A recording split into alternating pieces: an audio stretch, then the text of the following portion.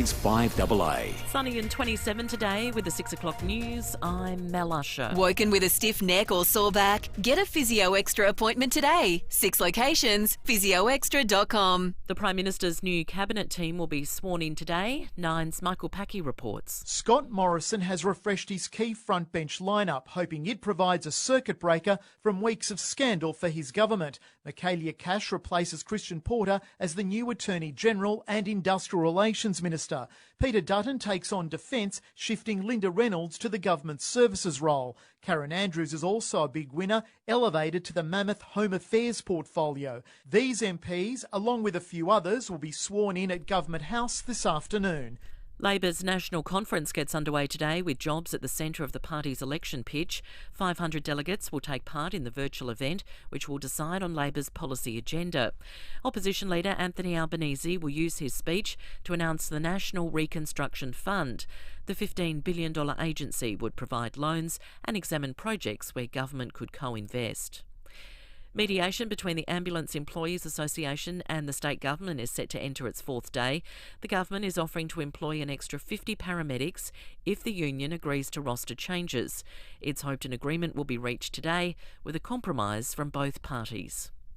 Well, the State Transition Committee will discuss the ongoing COVID situation in Queensland when it meets today. There is now a hard border in place between SA and Greater Brisbane. The closure locks out all but residents, essential workers and those relocating to our state. Premier Stephen Marshall says every precaution will be taken. Until we get a really complete picture, I think people need to expect that there can be some further changes to the restrictions in South Australia going forward if we do learn that we're at a higher risk. Overseas, and Boris Johnson has warned the public to proceed with caution after COVID restrictions eased in the UK. The British Prime Minister says it's a tentative step toward months of sacrifice. More than anything, I know how much it will have meant to millions of people to have joined someone else for a cup of tea in the garden. And I must stress that it's only because of months of sacrifice and effort that we can take this small step towards freedom today, and we must proceed with caution. The Red Cross has issued an urgent plea for blood donors ahead of the Easter long weekend. All blood and plasma types are needed, but in particular O negative. Lifeblood's Jen Salter says an extra 700 South Australians are needed. We'd absolutely love to see you. It doesn't matter if you don't know what your blood type is. We use every blood type every day, but if you are an O negative blood donor, we would especially love to see you this Easter. The trial has begun for the Minneapolis police officer charged with murdering George Floyd. Nine's Alison Petrowski reports from the US. Prosecutors played the entire 9-minute, 29-second video in full this morning, showing Derek Chauvin's knee on George Floyd's neck. Their tactics to let the evidence speak for itself. You will learn that on May 25th of 2020, Mr. Derek Chauvin betrayed this badge. However, Derek Chauvin's defence team will argue that George Floyd had a history of heart problems and drug use, and that was what led to his eventual death. Tensions are high in Minneapolis. The entire 4-week trial is being live streamed, and the eyes of America are watching. Now to FIVEaa Sport. The 19th is West's premium home and land collection with golf course views. Visit the 19th West today. And it's good morning to Tom Wren. And a very good morning to you as well, Mel. Let's start with some football, and Gold Coast players will arrive in Adelaide today ahead of Friday night's clash against the Crows at Adelaide Oval. The match has been cleared to go ahead after the Suns proved they'd not been in the Greater Brisbane area in the past week. Across town, Port Adelaide is likely to bring back Connor Rozee, while Todd Marshall will also be considered for a return for Saturday night's match against West Coast. Midfielder Willem Drew's been in impressive form in the opening couple of rounds, but he admitted to Rowie he doesn't feel like he's a lock every week. No, not really. I think you look into sample and look at the people who sort of aren't playing at the moment. There's a lot of people pushing for selection, and I think it's just up to me to keep playing well and for the boys in the team to keep playing well as well. Let's go to tennis. Aussie Ash Barty has beaten former world number 1 Victoria Azarenka to move into the quarterfinals of the Miami Open in a seesawing 3-setter.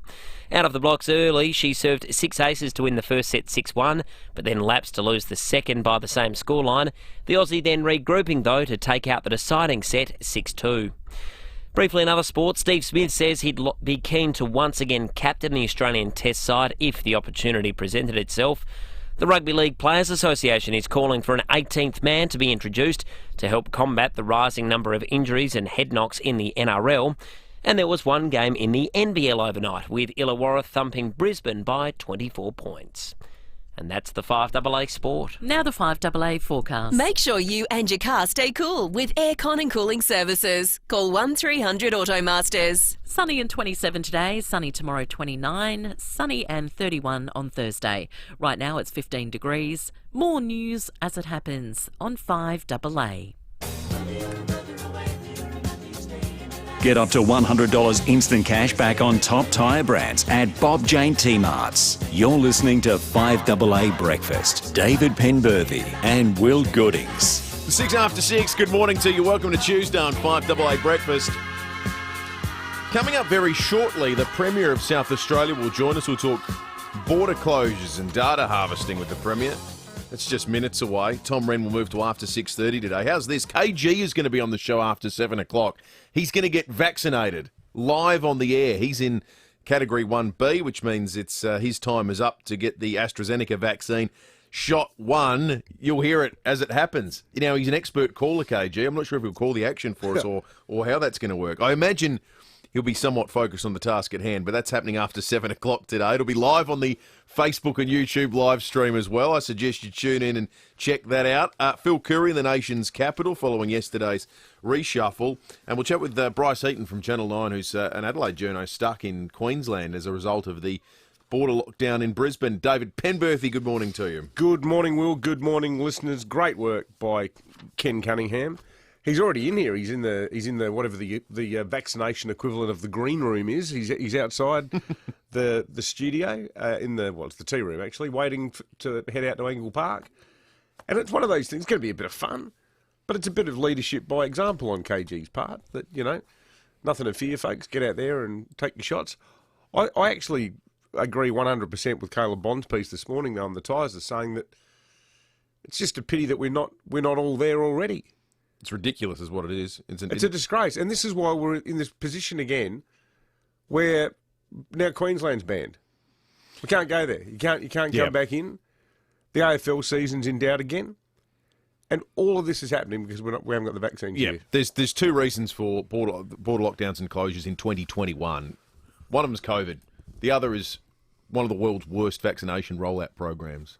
Yeah, that's a disgrace. Two of the people involved, a doctor and a nurse who deal directly with COVID patients, are frontline workers. Frontline workers. We haven't even got the people that deal with COVID every day vaccinated at this point in time. Yeah. I'll give you some info. I was perusing the Our World in Data website this morning that tracks vaccination rollout across the globe as of March 28.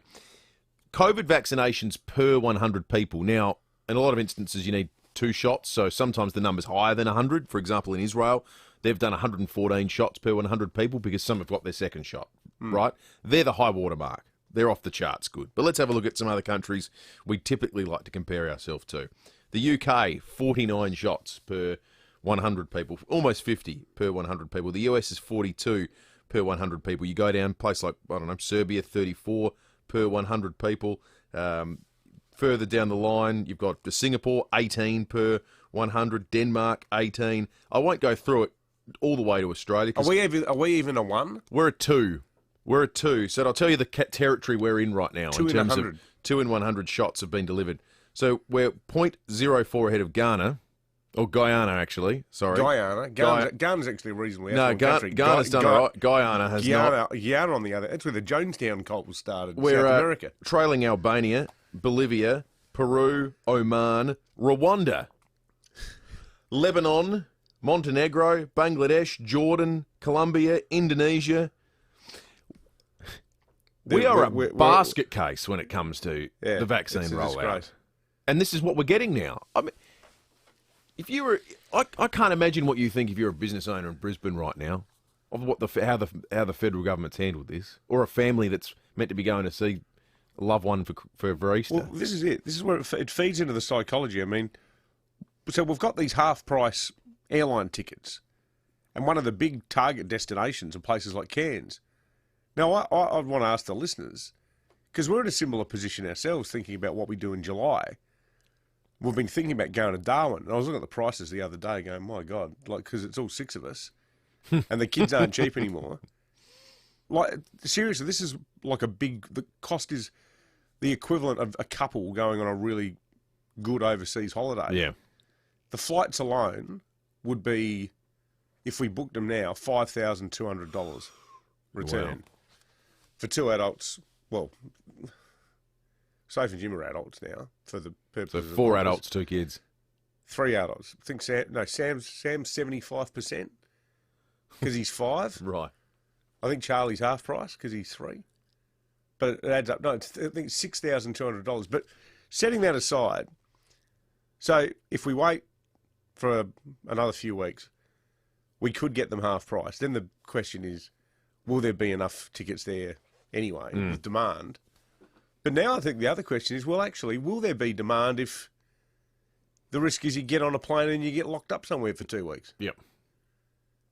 So it's the total destruction of the tourism industry is what's being presided over here by the feds with their inability to get the vaccines done properly, I think. Good piece in the Times of the day. Phil Hoffman talking about precisely that he's quoted in the piece as saying their agents he's spoken to that JobKeeper ends today, and today's the day they just shut their doors.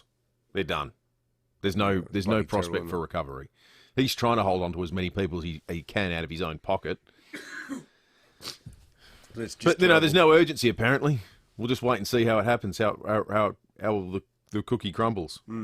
Yeah. 12 minutes after 6, the Premier Stephen Marshall will join us in just a moment. We might have a quick look at the news headlines. The giant container ship that's blocked Egypt's Suez Canal for almost a week has been fully floated and traffic in the waterway has resumed. A flotilla of tugboats helped free Ever Given from the canal's sandy bank. The cargo ship has been blocking the busy trade route since last Tuesday. Could take 10 days to clear the backlog, which has cost an estimated $12 billion. Some of those aerial shots are just stunning, aren't they? Oh, they're remarkable. Apparently there's so much stuff floating around in those ships. Yeah. Like it's worth billions and billions and billions of dollars. Staggering. As we've been mentioning, Greater Brisbane has begun a 3-day lockdown due to a growing coronavirus cluster. 10 new cases have been recorded, 4 of them locally acquired. Residents are now only able to leave their homes for essential reasons like grocery shopping and medical care. They, like us, they would have felt like these days are behind them. Oh, yeah, totally. You'd be going, imagine if we had to go on a lockdown again. Here you go. For what? The State Transition Committee will meet today to discuss the ongoing COVID situation in Greater Brisbane. Our borders have been shut with only residents, essential workers and those relocating allowed into the state. Here is Professor Nicola Spurrier yesterday. Look, it is concerning. We're obviously watching the situation. I know that my colleagues in Queensland, Dr. Jeanette Young and her team do a fantastic job at the contact tracing. They've really got a handle on this and we just all need to be alert to the situation.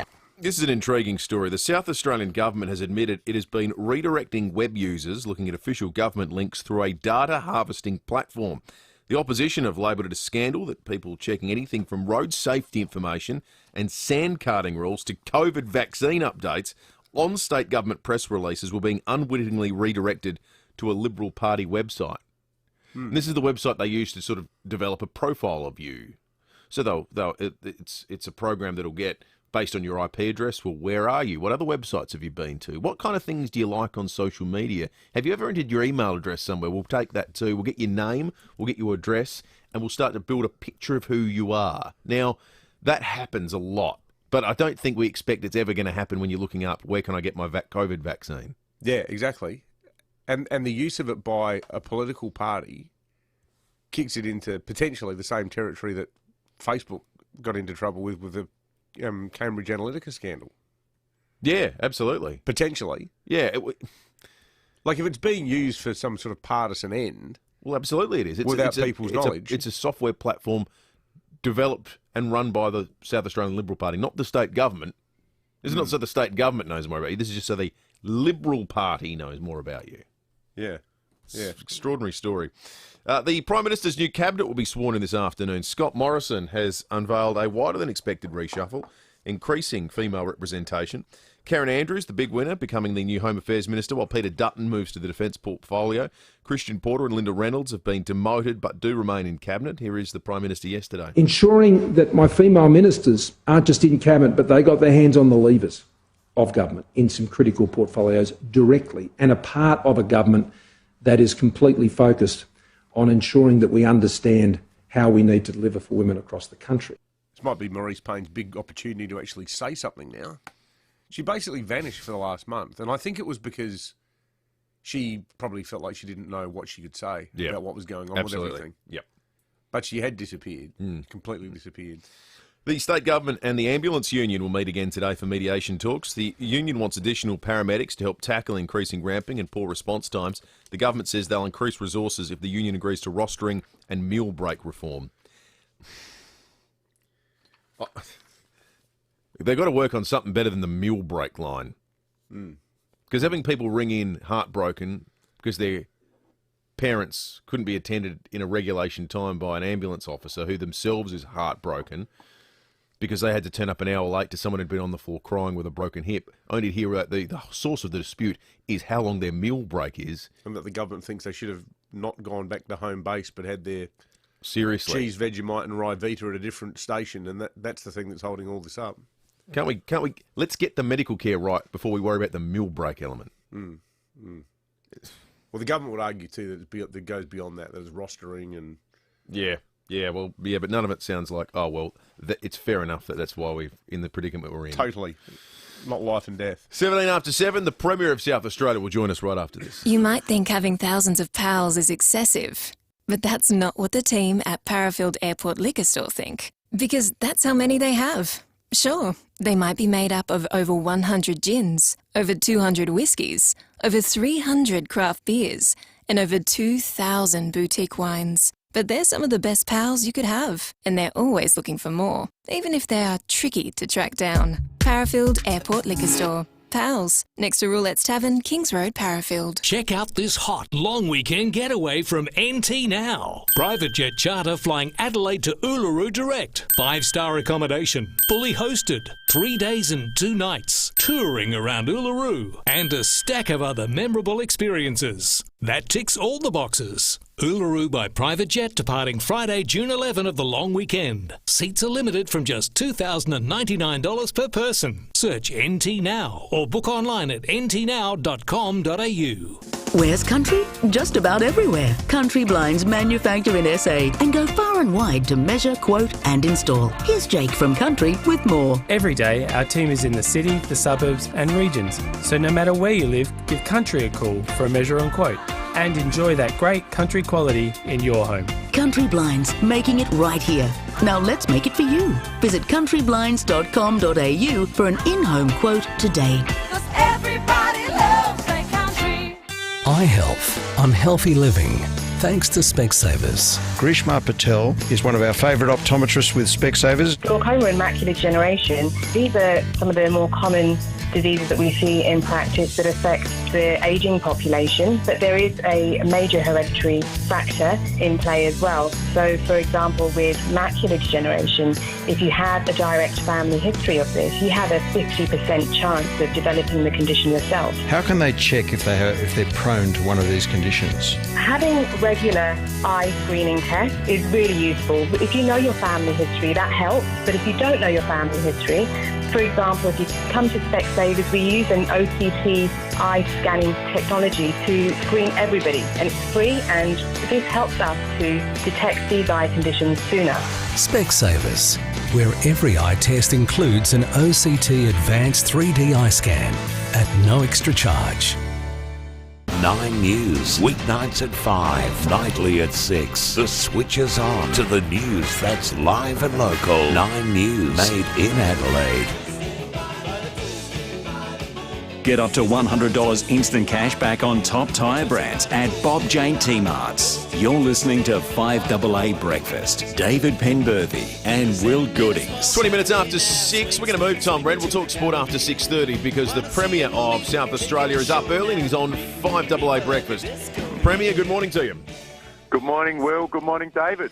Premier, thanks for joining us. We were just talking about the very low vaccination rate in Australia compared to other countries. Now, we understand that's not a state government responsibility, but does it frustrate you that we're lagging so far behind and that we are still at a point where we have to close borders because the rate of vaccination is not even close to high enough? I don't think that's the reason why we're closing borders, but look, just to couple of things. First of all, the vaccination program is a shared responsibility between the federal and the state governments, and we are working very closely together. We don't have the same level of, if you like, imminent life danger that exists in other places. So I think it's better for us to get this right rather than rush. That's certainly the situation that we've adopted at national cabinet on the AHPPC and here in South Australia. I think that the rate will increase. The run rate is already very, very significantly increased. Premier, sorry to interrupt you there. Your phone is just dropping out a little bit. What we might do is give you a quick call back, and we'll just get you on a slightly better line, because it's important people hear that information, and just a little bit difficult to make it out, I think, if you listen to the wireless at home. Is this some sort of permanent Telstra problem at the moment? Because it's driving us mad. Yeah, I don't. Yeah. We had anyone on a Telstra phone yesterday, which is most people in this country. There's some issue going on. Yeah, there's a technical problem. We'll get that fixed, and we'll get the Premier back on the line in just a moment. We're going to be talking lots about vaccinations on the program this morning, with KG Cunningham getting his first shot after 7 o'clock today. He's going to get it live on the air. He'll talk us through it. He'll be even live streaming on Facebook and YouTube, and you can watch along. You can jump into the conversation too, 8223 0000, or text us on the Telstra Store Mount Barker text line. Major road resurfacing works on the Southeastern Freeway between the Toll Gate and Hyson tunnels will be underway until mid-2021. Motorists should expect delays, so allow extra travel time. Visit dit.sa.gov.au/SE Freeway. A message from the Government of South Australia. Why choose Bupa? Because you'll get 6 weeks free when you join on eligible products. 6 weeks free. That's 42 days free health insurance, or 1,008 hours free, or 60,400. Well, you get the point. Plus, we'll waive the 2 and 6 month waiting periods on most extras. Search Bupa 6 weeks free to find out more. Bupa, because life happens. T's and C's apply. Port Adelaide are back. And so are we. We're back marching. We're back singing. We're back together. Experience it live, loud, and in person. 3-game memberships from just $100. Grab yours from the Port Adelaide website today. You've got to be there. If you think the only thing better than your Mazda is a new Mazda, now is the right time to upgrade to the next model in the Mazda family. It's a new year, and it's also a great time to take advantage of 2020 plate sales at Mawson Lakes Mazda. We know the only thing more exhilarating than taking a new Mazda for a test drive is taking one home. Mawson Lakes Mazda, just a short drive from the city, Salisbury Highway. Landlords, did you know you may not be covered by insurance if your property manager is not licensed? At Toop and Toop, we're proud that every member of our team is fully qualified and licensed, protecting you and your property. We guarantee you'll love our award-winning people, technology and customer service. Make the switch today and we'll take care of everything to ensure a smooth transition of your property. Plus, with our Toop Switch campaign this month, it's at no cost to you. Call us today on 8362 8888. 5AA Breakfast is streaming live right now. To watch, simply head online to 5AA Facebook or search 5AA on YouTube. Get up to $100 instant cash back on top tyre brands at Bob Jane T-Marts. You're listening to 5AA Breakfast. David Penberthy and Will Goodings. 25 after 6. We'll continue our conversation with the Premier in just a moment. It's good text coming through on the Telstra Store Mount Barker text line. Mark in Parra Hills doesn't know how right he is about this. Mark says, morning guys, KG would have slept at the studio and he should have his grandkids hold his hand. Well done, KG. Well, he got in here really early, so that's partly true. Fred says, had my jab last Saturday morning. Congrats to you, Fred, and good on you. And another person says, I blame the federal government for this. It's almost like they had one job through this pandemic and they stuffed it up completely. Thank you for that. 044808 1395 is the Telstra Store Mount Barker text line. I tell you what, say his name and he appears, the Premier of South Australia, Stephen Marshall, now live in the flesh. Good morning to you, Premier. Good morning, Will. Good morning, David. So did you just happen to be walking past the studio when the phone dropped out and you thought, stuff it, I'll just come up and say hi to the guys anyway. Well, I was downstairs waiting at the front of the state admin because I wanted to get a coffee, and so it was pretty easy to jump in the car and get around here. So, well, good way to do it. Thanks very much for coming in. Pleasure. So we were talking about the border closures, yeah, and some of the frustration that seems to be emerging about the rate of the vaccination. The point you were making, though, was that the two aren't necessarily connected. No, I don't think so. Look, the reason for the closure in Queensland was that the Queensland Premier requested that we make Brisbane or Greater Brisbane a hotspot.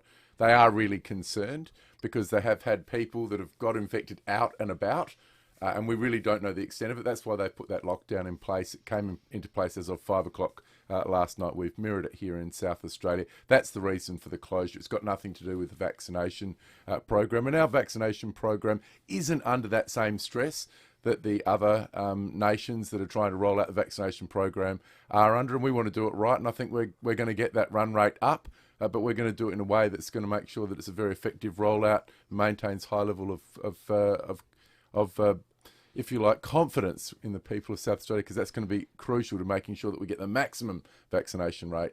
So it's about the maximum vaccination rate that we get by the end of the year rather than how quickly it's done in the first 2 or 3 weeks. Now, Premier, yesterday, in relation to an ABC report last night, you said you were unaware that people who'd been on state government press releases have been redirected through the State Liberals' Nation Builder software that collates information about where you've been, IP address, name, and things like that. Are you aware at this point if A, any data is actually being taken from people that have been on press releases and through that process, and B, is there an investigation underway into how this could happen? So Nation Builder is a platform which is used by companies right around the world, including political parties. It's been used by most of them of all political persuasions, including the Australian Labor Party. We've used it in opposition basically to manage the email distribution of our press releases. So we've done it for years and years and years. In coming to government, we just continue to use that. So people have copied and pasted those links, and so it has inadvertently been used by people in the public clicking on press releases. My advice from the state director, though, is that we have not been using this whatsoever to redirect people to Liberal Party domains or websites. There's been no data collection or no data retention. So it was an inadvertent use. There's lots of these platforms that are used to manage email distribution lists. The one that we used was Nation Builder, but it's not been used whatsoever to actually collect data from the people of South Australia. Because I subscribe to the government's website, and I subscribe to the COVID health alerts as well. So they're the press releases, or they're like the information updates that we're talking about. Yeah, so they're basically hyperlinks that take you from an email to a press release, and people have cut and pasted those, and so they've inadvertently been redirected using that Nation Builder platform. But I just want to reassure the people of South Australia that this has not been used to collect or retain anybody's data, and it's certainly not been used to redirect people to Liberal Party websites. So your advice is inadvertent, and we'll get confirmation of that from Nation Builder this morning. So just to be clear, when you say people cut and paste, you're talking about just users, normal people that are interacting with government websites, or people that have put up press releases and things onto the... I think people that have put up press releases. I'm not an IT expert, but that's what's been explained to me. So I think that this is... it was something that we weren't... When we were being asked the questions by the reporter, we weren't really sure what they were getting at, because it was... I think they maybe thought we were a little bit more sophisticated than we were.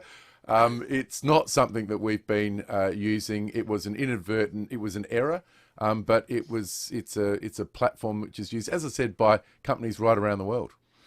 Premier, how worried are you about the impact of the end of JobKeeper? We were just talking before about some businesses here. Phil Hoffman Travel was one that we mentioned. Obviously, the travel sector has done it particularly tough.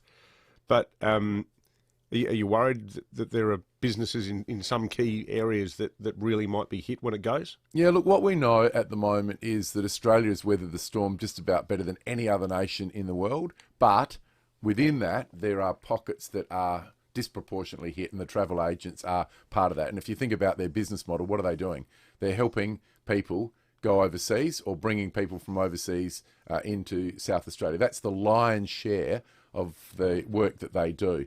Well, the carpet's been ripped out from under them by the COVID-19 pandemic. And unfortunately for them, for the foreseeable future, it's very unlikely that Australia is going to be open its borders. We'll be doing it in a very, very staged and gradual and prudent way, and I think most people in Australia accept that. We don't want to be seeing the devastating scenes that exist in other parts of the world. So that's why we've had our stimulus package here in South Australia for travel agents, 2 lots of $10,000 grants for the travel agents in South Australia. The federal government has had JobKeeper, and as they came towards the end of the JobKeeper a few weeks ago, they announced a further support package for travel agents. Last week they announced a further support package for arts and entertainment sector, and I think this is the movement now away from broad brush stimulus and support packages towards more targeted support packages to those areas which are still affected. Is the people that are travelling for Easter need to brace themselves that potentially today, when the Transition Committee meets, the Greater Brisbane hotspot will be expanded? Look, I don't know the answer to that, Will. I think people should be alert to the fact that there could be further changes. We just don't know the extent of what's happened in Queensland, so we've got to remain responsive to the new information. The Transition Committee will be meeting today. I hope this is the end of it. The Greater Brisbane area has gone into a lockdown situation, but what I hope is that the people that are already infected haven't been travelling all over Queensland and infected other parts. That's what I'm hoping today. Jeanette Young, who's the Chief Public Health Officer in Queensland, has given us excellent information. That gives us confidence that hopefully this might be something that we're in and out of very quickly. But as per usual, my focus, Nicola's focus, Grant Stevens' focus is on keeping the people of South Australia safe, protected. We've taken this decisive action yesterday, lined up our 5 p.m. with their 5 p.m. We did that on the advice of the Queensland Government. Good Premier, stuff. Great to have you on, and great to have you in, unexpectedly as it might well have First time since pre-COVID. Yeah, I know. Is that it's right? Good to see you guys. Yeah, it's more than a year. You're looking good, by Is the that way. right? You're looking... We only see you on the TV. I we feel like we've seen you. I've seen you more on Facebook. I've watched those press conferences sitting in my lounge at home writing my words of beauty for the national broadsheet. And you're on my computer in the afternoons doing your press conferences. Good on you guys. Good on you, Premier. Have a good day. You too.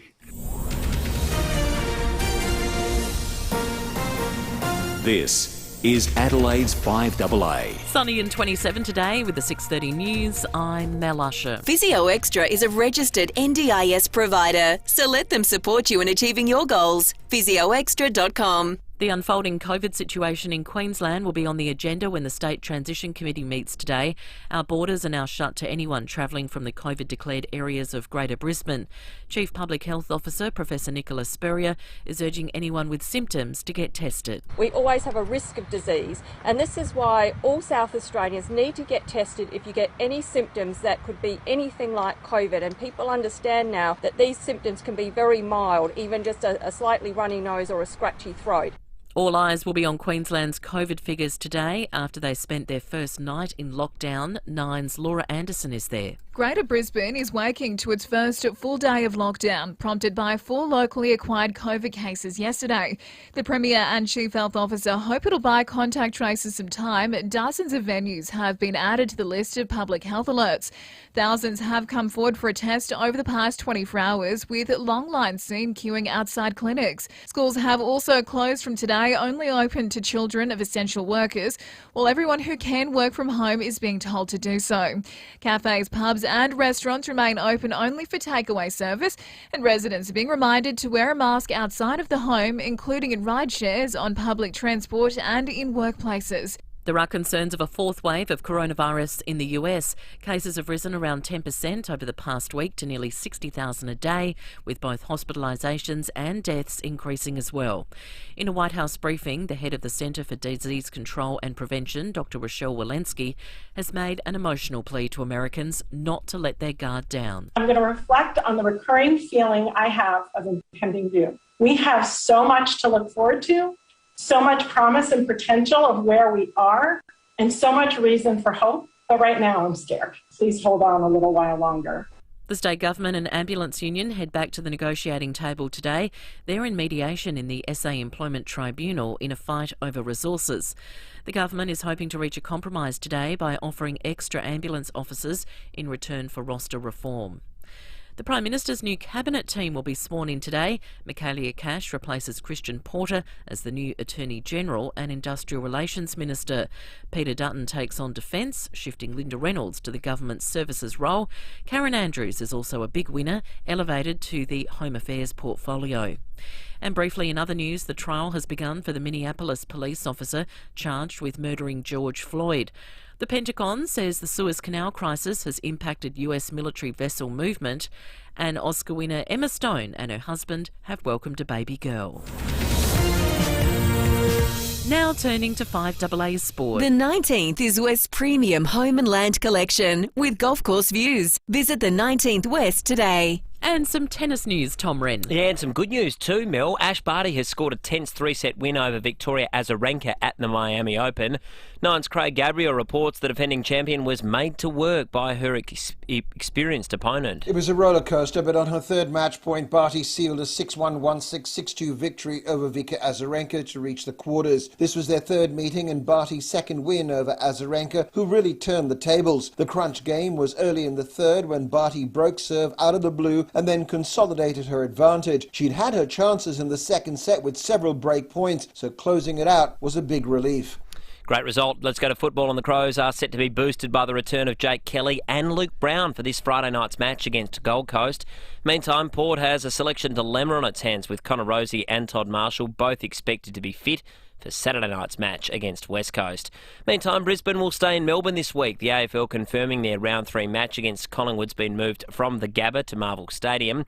The round 22 meeting between the two sides scheduled for Melbourne will now be played at the Gabba.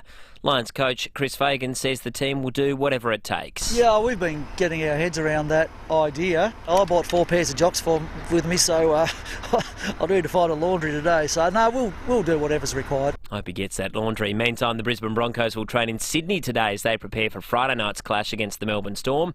Brisbane will be based in Sydney for at least a fortnight. And Illawarra has thrashed the Brisbane Bullets by 24 points in the NBL. And that's the 5AA Sport. Now the 5AA forecast. Make sure you and your car stay cool with aircon and cooling services. Call 1300 Automasters. Sunny and 27 today, sunny tomorrow 29, Thursday continuing sunny 31, right now it's 14.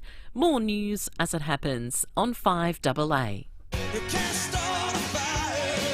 Get up to $100 instant cash back on top tyre brands at Bob Jane T-Marts. You're listening to 5AA Breakfast. David Penberthy and Will Goodings.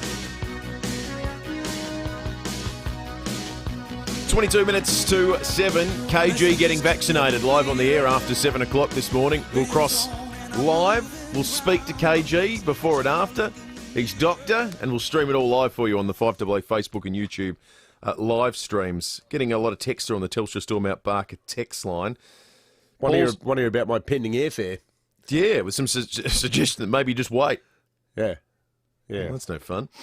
Paul says, lads, wouldn't getting more paramedics just cause more ramping? Isn't getting people in and out of hospitals more efficiently the main issue? Well, that is also an issue, but I think the issue, as it's been explained to us by the ambulance officers, is they can't even get to the people's homes. There is an issue with then getting them into the hospital, but any treatment at all at this point in time is the standard we're trying to meet. We heard that audio the other morning and Breaking at 8. O'Halloran Hill uncovered. Yeah. Grange uncovered. Yeah. Best practice is we're getting to them and getting them into hospitals quickly. But we're right now willing to settle for, let's just get to them. Exactly. Hey, big thanks to Jay. He says, wow, Dave, can't believe those fares are that expensive for your holiday. No wonder there's going to be a discount on the airfares. They've already lifted them before. The discount in Australia is too expensive to travel. It's a big joke. Yeah, well, the problem is we can't take leave whenever we want in radio. Exactly. We can't. But, we're working in the wrong place, clearly. Tommy Wren. Tom Wren's in the 5AA Breakfast Studio. Thanks to the wonderful people at the 19th. It's West's premium home and land collection with golf course views. Visit the 19th West today. Morning, Rennie. Morning, Will. Morning, David. A bit happening in the world of sport at the moment. This is a bit sad, but what a career it's been for a guy called Sergio Aguero. He's going to retire from Manchester City at the end of the season now. He's Uruguayan, isn't he? Yes, and I just want to take you through his story quickly. Manchester City's obviously had a massive transformation. They've got big dollars, I know, but remember, cast your mind back a decade, they hadn't won the Premier League title for some 50-odd years, maybe more, and they were needing to win on the final day to hold off Manchester United. They were playing at the same time. Manchester United had won their match. City were trailing with 5 minutes to go 2-1. Edin Dzeko scored the equaliser, but they still weren't going to win the title. And then with 60 seconds left in the season, this iconic moment happened. Manchester United's game is over. So is Bolton's game at Stoke. QPR are safe. They don't know it yet. Balotelli. Aguero! Staggering! Just staggering! He's won the league with 90 seconds of stoppage time to play. United's game was over. They had it. They've had it stolen back. It's just the most extraordinary scenario you could have dreamt of. Where does football go from here? It's some of the best commentary cool. you're ever going to get. And where does it go? Well, for him, he won 4 English Premier League titles, an FA Cup, 5 League Cups. The fairy tale would be if they could win the European Champions League, which is the one that's off the list. But I just think of iconic people, cult figures that will go down forever as legends at their club. There's many in our sport in this country, but Aguero forever at Manchester City, 257 goals, 384 appearances. Amazing stuff. I remember watching that game with my son. It was absolutely extraordinary match. I still get goosebumps listening to that audio. The commentary is sensational, isn't it? Just tops it off. One other quick one. I know we're a bit pushed, but Steve Smith, yes or no, captain? Look, I think no. I think concentrate on your batting, Steve. And I think I think we learnt enough about Steve Smith as captain that I just don't think he's wired quite the right way to do it. And he still had even though I think it was exaggerated, he still copped a lot of criticism last year over the scuffing of the marks incident. There's a lot of people who are out to get him, particularly overseas. And I just think that he sort of showed that he didn't have the strength of character to be the captain the first time. And he probably feels like it would be a vindication to return. But I think he's clearly a good bloke, but being a good bloke doesn't necessarily make you a good leader. There's no compelling reason for him to return as captain beyond the fact that there isn't anyone else we can point to as a long-term captain. That's right, beyond Tim Payne. That's the only argument. Yeah. And because it's not as though as David says, he was a great captain. We know what his flaws were in terms of managing that locker room. Yeah. But his flaws, he wasn't a great tactician, I didn't think either. Yeah, he's the wrong answer. He's the wrong answer. It's a good question, because there is no answer to it at the moment, but I don't think it's Steve Smith. Because we all believe in second chances, don't we? But I think you're right. You don't want to do it for that reason alone. It might be the wrong time to put him back in. If he's not the right man, then don't put him in just because you want to give him this chance to be vindicated. That's right. Exactly right. Yeah, it's an interesting one. Anyway, we'll see. Good on you, Rennie. Thanks, boys. Sorry for bumping you for the Premier, mate, too. Yeah. All good. I'm happy to stand aside. Who's in charge here? Don't ever do it again. Good on you, Rennie. All right, let's check traffic thanks to Dave Potter, Australia's #1 Honda dealer, second year running. DavePotterHonda.com.au. If you're heading onto the north-south motorway citybound, it'll be closed from Salisbury Highway to Regency Road due to ongoing roadworks, which will be opening around about 15 to 20 minutes. Mount Osman, freeway downtrack works too. Angervale Road, Heasley Road, Angervale, and Cavan Road, Churchill Road North in Jepps Cross. Get your woolies worth this Easter with everyday rewards. Spend $20 on fresh meat in a single transaction and collect 5 times points on your total shop. Ends April 1st. T's and C's apply. Adelaide's most accurate traffic on 5AA. 9 News, weeknights at 5, nightly at 6. The switch is on to the news that's live and local. 9 News, made in Adelaide. Get up to $100 instant cash back on top tyre brands at Bob Jane T-Marts. You're listening to 5AA Breakfast. David Penberthy and Will Goodings.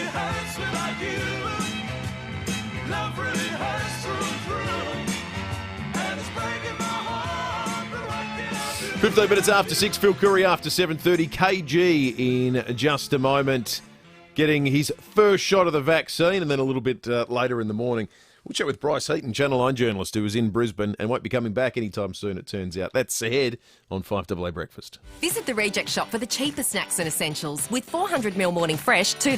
150-gram Bluebird chips, $2. Dove regular soap, 98 cents. And Fred and Flo nappies, 56-pack, just $6.50. The Reject Shop. Cheapest every day. Start a new tradition at Oakbank Week this Wednesday and Easter Saturday. It's SA's biggest racing carnival, with plenty of racing, fashions on the field, pop-up bars, food trucks and kids' activities. It's fantastic. Entry on Easter Saturday is $30 per adult, and you can BYO picnic. Kids' entry is free. Or choose from the amazing hospitality options by the grandstand. See you at Oakbank Week.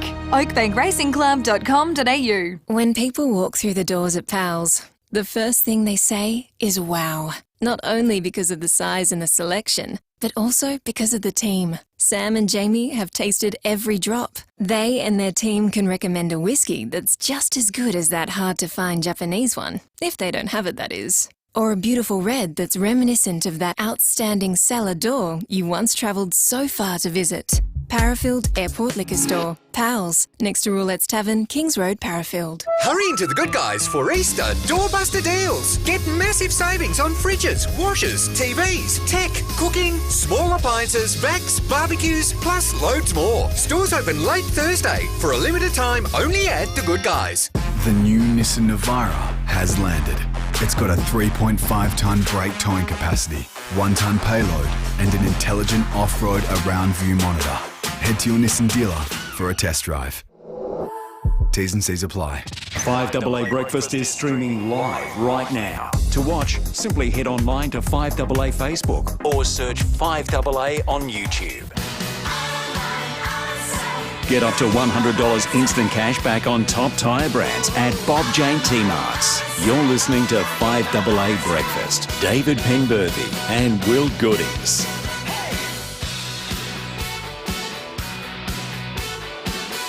Thirty minutes to 7. Time to check in with SAPOL. Senior Constable Matt Brown joins us. Morning to you, Matt. Good morning, guys. How are you?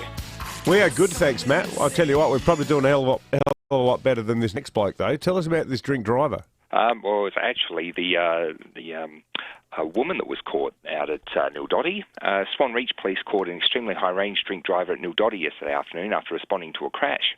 So just before 5 p.m, police were called to Johns Road after reports a Holden sedan had left the road and crashed into a tree. And when police arrived, they breath tested the driver, a 47-year-old local woman, and were shocked when she returned a positive result of .365, which is more than 7 times over the legal limit. And even more shocking in the fact there were 3 passengers in the car, 2 of them children. Oh, jeez. Thankfully, there were no serious injuries, but the woman was reported for drink driving and aggravated driving without due care. She was issued an immediate loss of licence notice for 12 months. The car was impounded for 28 days, and she'll be summoned to appear in court at a later date. So, of course, we have this new high-profile drink driving campaign that we're trying to prevent more drink driving on the roads, particularly with the Easter long weekend coming up as well, and we still get results like this. And I was saying to Kate off air as well that .365 that's one of the highest that we've probably ever typed up here. How could you even stand up being that drunk? It's extraordinary. Yeah. It's quite remarkable that someone still thinks it's okay to operate a motor vehicle, let alone actually able to do it. But she obviously couldn't do it very well because she crashed into a tree. Well, that's true. Yeah. Hey, Matt, here's a good news story. The police dog graduation has it happened or is it taking place? Happening today. 3 passive alert drug detection dogs, or PAD dogs as they're known, and 1 firearm explosive detection dog will graduate today with their handlers after completing their respective courses. I'll get that out eventually.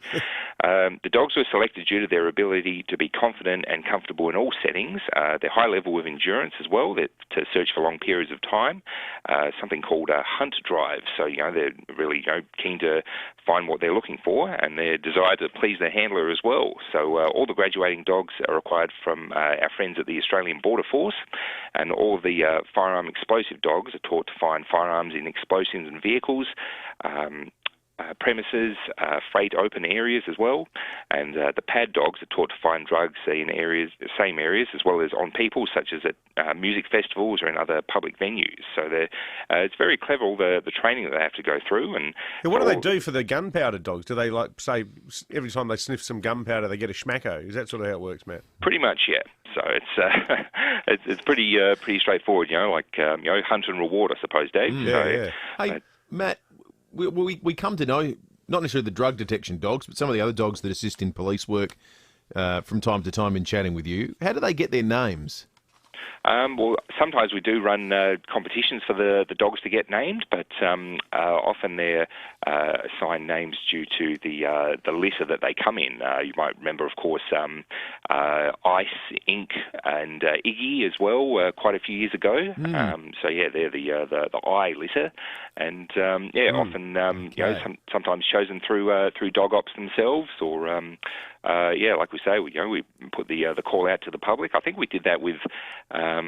It might have been you guys a few years back when we... Yeah, we did. I do remember that. Yeah. Yeah, for the police horse that we named That's right. Flanders. Flanders. Yeah. Yeah. That was after the World War I battlefield, not the Simpsons character. Oakley Dogley. They all seem to have quite tough names too, Matt. I mean, none of these big German Shepherds, none of them are called Fluffy or Poochie, are they? Well, yeah, generally we can't say to our police dogs, all right, go and find the crook cuddles. And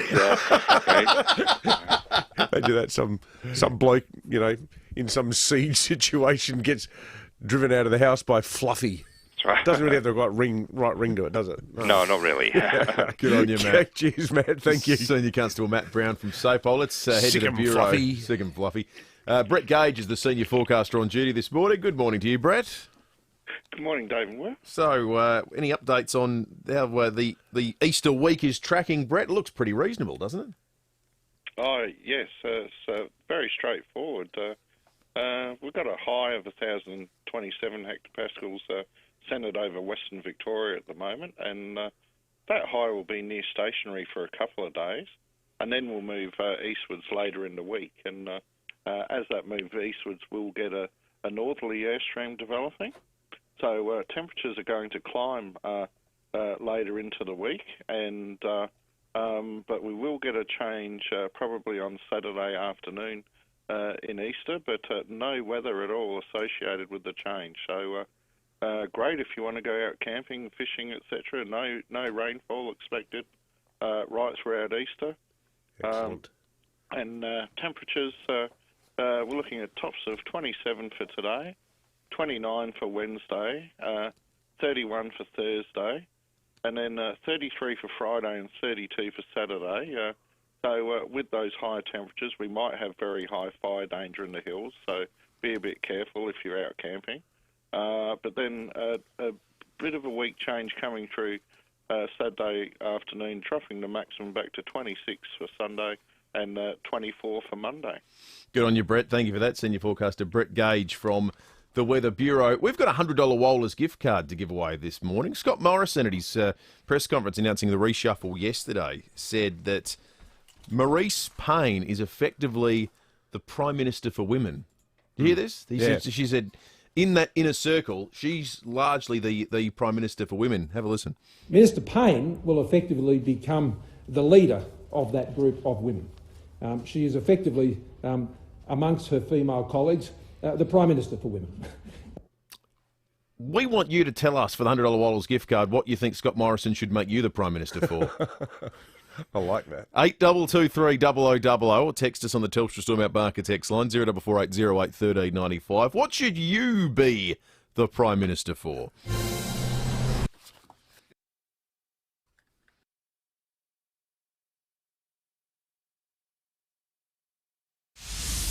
Leon Biner.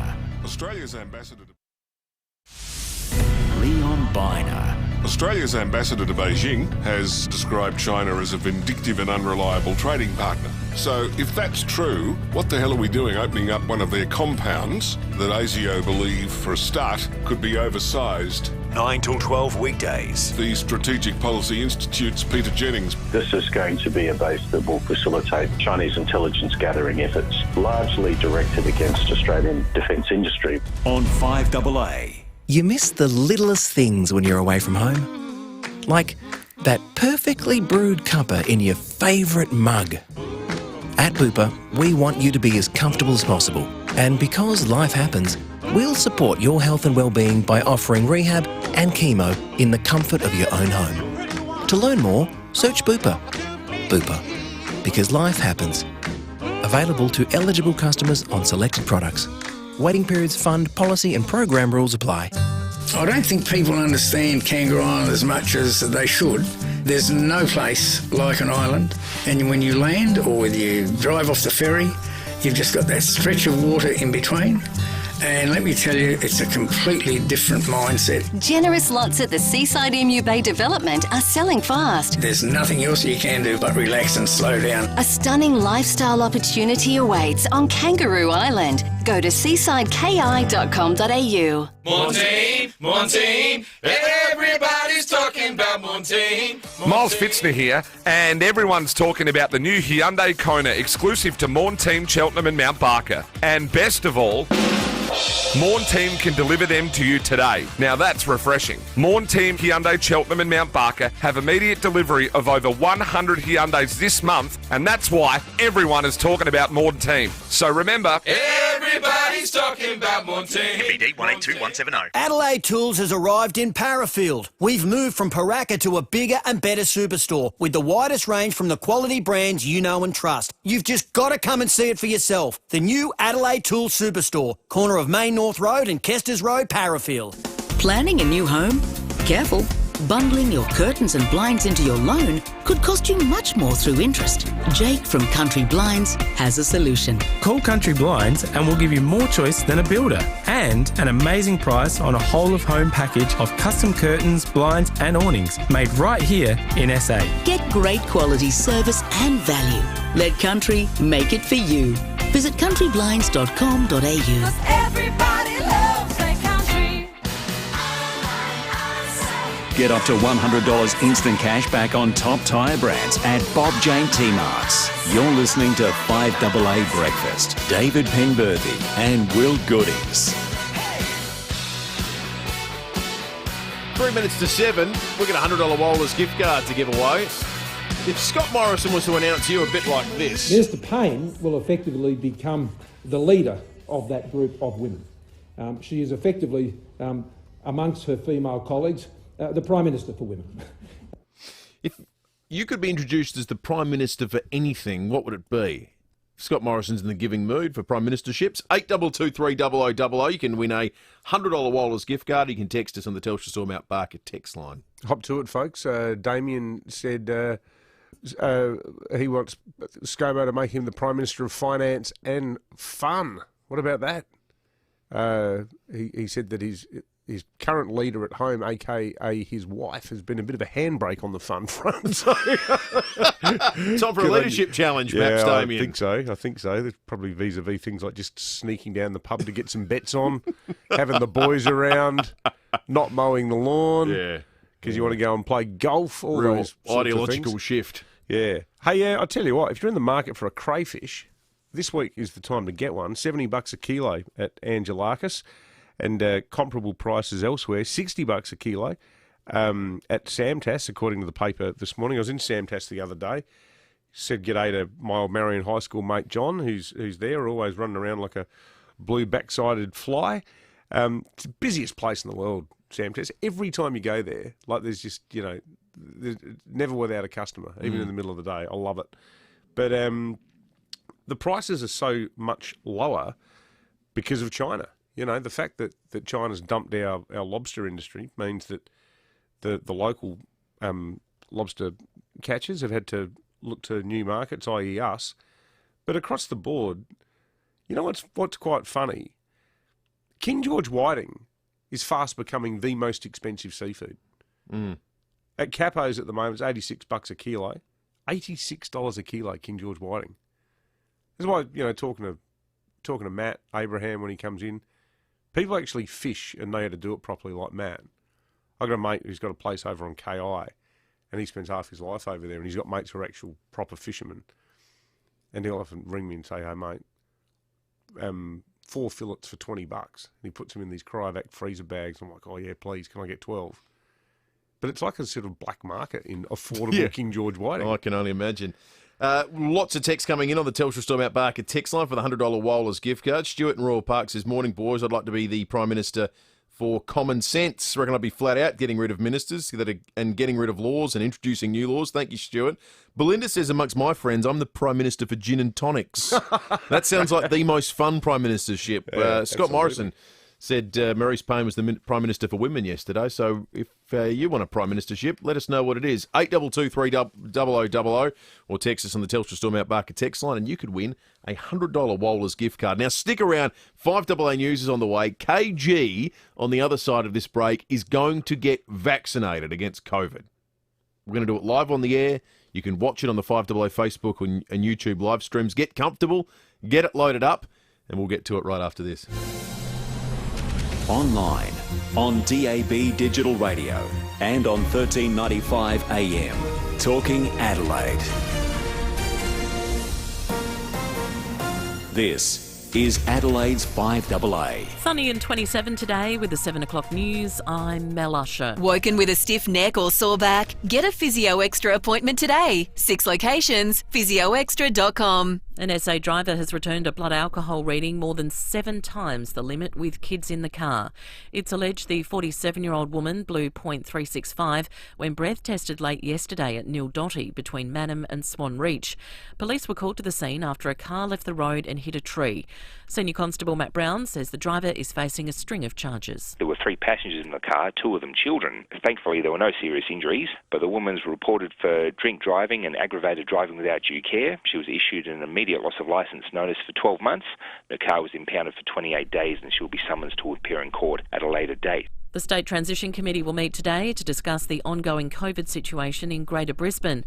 Our borders have been slammed shut, with only residents, essential workers and those relocating allowed into the state. Chief Public Health Officer Professor Nicola Spurrier says they're closely monitoring the situation. Look, it is concerning. We're obviously watching the situation. I know that my colleagues in Queensland, Dr Jeanette Young and her team do a fantastic job at the contact tracing. They've really got a handle on this and we just all need to be alert to the situation. A $15 billion jobs and manufacturing plan is among the key policies Labor will take to the next election. Nine's Michael Packey reports from Canberra. The ALP will be holding a virtual national conference over the next 2 days, with about 500 people participating in the event. They'll debate and vote on key issues to take to the next federal election. Opposition leader Anthony Albanese will use his speech to focus on jobs. He says COVID-19 highlighted the need to diversify our economy. Mr Albanese will announce the National Reconstruction Fund, a $15 billion body which would provide loans to help business and industry develop and manufacture new products. The Red Cross is urgently appealing for an extra 700 South Aussies to donate blood. The appeal extends to all blood types, but especially those with O negative. Lifeblood's Jen Salter says donor numbers have declined. We are seeing fewer people donating at the moment than about a year ago, and demand is up as well. We have actually appealed for donors multiple times already this year, but the number of people who are actually coming in and donating is not enough at the moment. Traffic is resuming in the Suez Canal after a giant cargo ship which blocked the waterway was freed. Nine's Carrie-Anne Greenbank reports from London. 6 days after becoming firmly wedged on the banks of the Suez Canal, the massive cargo ship the Ever Given is finally free after a huge effort from salvage crews. The ship had been completely blocking the canal, essentially crippling one of the world's busiest trade routes and costing an estimated $11 billion a day in lost revenue. It is expected to take days to clear the backlog of hundreds of other cargo ships. The cause of the mistake, whether technical or human error, will be investigated. Now turning to 5AA Sport. The 19th is West's premium home and land collection with golf course views. Visit the 19th West today. It's over to Tom Wren. Thank you, Mel. Port Adelaide faces a selection dilemma ahead of this Saturday night's clash against West Coast, with Todd Marshall set to return from a bad back. But Mitch George-Shardies will likely hold his place after booting 4 goals against Essendon. Connor Rosie, meantime, should also be available after recovering from foot surgery. Sydney, meantime, is weighing up whether to rest Lance Franklin for their round 3 clash against Premiers Richmond at the MCG on Saturday. The injury-prone forward returned to the field after 581 days to boot 3 goals in the win over Adelaide on the weekend. He played around 80% game time, and coach John Longmire says they'll take a conservative approach. We'll see how he goes over the course of the week. He got through the game pretty well, so that was really important for us and him to be able to do that. So, we'll see how he shapes up with training this week. Ash Barty's recovered from a second set hiccup to move through to the quarterfinals of the Miami Open. The world number one eventually getting over three-time champion Victoria Azarenka 6-1, 1-6, 6-2. To cricket, and Steve Smith has put his hand up again to captain Australia if the opportunity comes up. Smith was banned from holding any leadership position with the national team for 2 years after the Sandpaper Gate scenario, but now says he's ready to return to the role. And in some soccer to finish, Manchester City great Sergio Aguero is set to leave the club at the end of the season. The 32-year-old's won 4 EPL titles with City, 1 FA Cup, as well as 5 League Cup titles. And that's the 5AA Sport. Now checking 5AA traffic. Dave Potter, Australia's #1 Honda dealer, second year running. DavePotterHonda.com.au. North-South motorway busy for city-bound, similarly through the Southern Expressway up to South Road, and a minor accident, Wakefield Road, East Terrace in the city. When you fill up, make sure you fuel the feeling with Shell V-Power, the premium fuel designed to clean and protect your car's engine. Look for Shell V-Power the next time you fill up your car. Adelaide's most accurate traffic on 5AA. Now the 5AA forecast. Make sure you and your car stay cool with aircon and cooling services. Call 1300 Automasters. Sunny and 27 today, sunny tomorrow 29, then up to 31 on Thursday. Right now it's 14 degrees. More news as it happens on 5AA.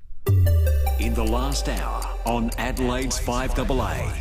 Say his name and he appears, the Premier of South Australia, Stephen Marshall, now live in the flesh. Good morning to you, Premier. Good morning, Will. Good morning, David. No, I don't think so. Look, the reason for the closure in Queensland was that the Queensland Premier requested that we make Brisbane or Greater Brisbane a hotspot. That's the reason for the closure. It's got nothing to do with the vaccination program. And when police arrived, they breath tested the driver, a 47-year-old local woman, and were shocked when she returned a positive result of 0.365, which is more than 7 times over the legal limit. And even more shocking in the fact there were 3 passengers in the car, 2 of them children. She is effectively, amongst her female colleagues, the Prime Minister for them. If you could be introduced as the Prime Minister for anything, what would it be? Belinda says, amongst my friends, I'm the Prime Minister for gin and tonics. That sounds like the most fun Prime Ministership. You're listening to 5AA Breakfast. David Penberthy and Will Goodings. 7 after 7, you can win a $100 Wohlers gift card by just answering that very simple question. We'll be sending through all your suggestions to the Prime Minister later today. I've just jumped on the YouTube live stream today because I really want to watch this. Our very own Ken Cunningham, KG, is about to get vaccinated. We can cross to the clinic where it's all taking place this morning, the Westwood Medical Centre, where we find Lucy Loken, our 5AA Breakfast producer. Lucy, good morning to you. Just describe the room where you are. Yeah, morning, guys. Pretty weird being here in the middle of the dark, to be honest, but I'm here with KG and Dr. Prajapati, who's about to give KG the COVID vaccine. I've got the doctor with me right here. So, Will, if you got any... What we might do, Elise, is just give you a call on your phone because you're just dropping out a little bit there, unfortunately. So we'll give you a call on your phone, and that will actually give everyone an opportunity to right now see what's happening on the YouTube live stream. Jump on it, or the Facebook live stream at the moment. I can see KG in the picture. How's he looking, Will? How's he looking? Because I've heard Andy said he's not his usual chirpy self. He's got his arm rolled up. He's hunched over. He looks deep in thought. He's shaking visibly now. I think he's now starting to ham it up his cage. I think we've got Lucy on the line now. Sorry about that, Lucy. Now we've got the doctor, have we? Yeah, we're here with Dr. Prajapati. Will, have you got any COVID questions you want to go first? Yeah, absolutely. Doc, what's the preparation for someone like KG turning up to get the vaccine? What do they have to do? What do they have to know? There's no preparation as such, as long as the person who is receiving COVID vaccine is not sick in the previous 48 to 72 hours. And by sick, I mean fever or any severe cough, any chest infection symptoms. If they are, well in the previous 2 to 3 days of receiving COVID vaccine, that they can simply come in and get the vaccine. Obviously, they will have to book an appointment. We do receive appointment online, so we have offered that option. But there is no specific preparation required. One thing I must say that before receiving COVID vaccine, the patient should not have any vaccine in the previous 2 weeks. That's the recommendation from the Therapeutic Goods Administration, that before and after COVID vaccine, there should be a minimum 2 weeks gap. And doctor, after the person has had the injection, do they have to stay at the clinic for a certain amount of time to make sure they don't have any ill effects? That's correct. So the minimum observation time required is 15 minutes. However, if any person has a history of anaphylaxis, which is a severe allergic reaction, then that person needs to be observed for 30 minutes. Okay, thanks for that. Thank you for that, Doctor. Appreciate it. Lucy, maybe if you could just slip the headphones onto KG, we'd like to have a little bit of a quick chat with him and see how he's bearing up. People are watching it at the moment on the hundreds of people, in fact, on YouTube and Facebook are watching Ken, and what they will have noticed is it looks as though he's had his sleeve rolled up for the entire morning. I'm not sure it's even that time yet. Hey, Ken, can you hear us? I can hear you boys, but I might have trouble speaking. My mouth's so dry. I'm nervous. KG, the first time in my life, I'm having trouble talking. I was going to say, a lot of people would have thought you'd been vaccinated years ago with a phonographic needle, KG. Exactly right. Tell you what, this is great, fantastic, but I don't like the look of the needle. I saw just a moment ago. I saw the doctors working. My arm is like cement. I don't know if you'll get into the muscle. All right. Well, let's hope so. Either way, though, it's going to make compelling. It'll make compelling viewing, KG. Now, you can give the doc the nod if you like, and we'll watch it all transpire on the live stream. If you're ready to go. Doctor, they're ready to go. Can you just make sure you can get the needle into my arm, Doctor? I'll make sure. Is it the sharpest needle you've got on the surgery? I have. I ordered a specific one for you. Thank you very much. You're a lovely man. Oh, you're a good doctor. Lovely man. I'm at ease now. You know, there's one positive thing out of this, apart from having the vaccine. I now know the people have said previously, KG, you haven't got a heart. I can tell you, I've got a heart that's telling at 100 miles an hour. All right, well, KG, calm down. Calm down. Just take a couple of deep breaths. Look at this needle. Oh, God. Don't look at it, Cage. Look away. Look away. Go to your happy place. Here we go. Wish me well, boys. Good luck, Good luck, Cage. KG. Oh, yeah. Oh, relax. Here we go. Okay. Just take a deep breath in. Ooh. That's it. Deep breath in. That's it. Deep breathe in. Doing very well. Deep breathe in. That's it. And then we're off. That's done. I didn't even feel the prick. After all that, Cage, you didn't feel a thing. I didn't feel a thing. Yes, it's done, Doctor. It is done. Wow. You can let your hands go. That's it. Just relax. Oh. I'll just hold it just a couple of minutes. That's it. Gee. Yes. I Cage, didn't even feel the prick. you're ready to go again. No way. I reckon the build-up was 10 times worse than the injection, mate.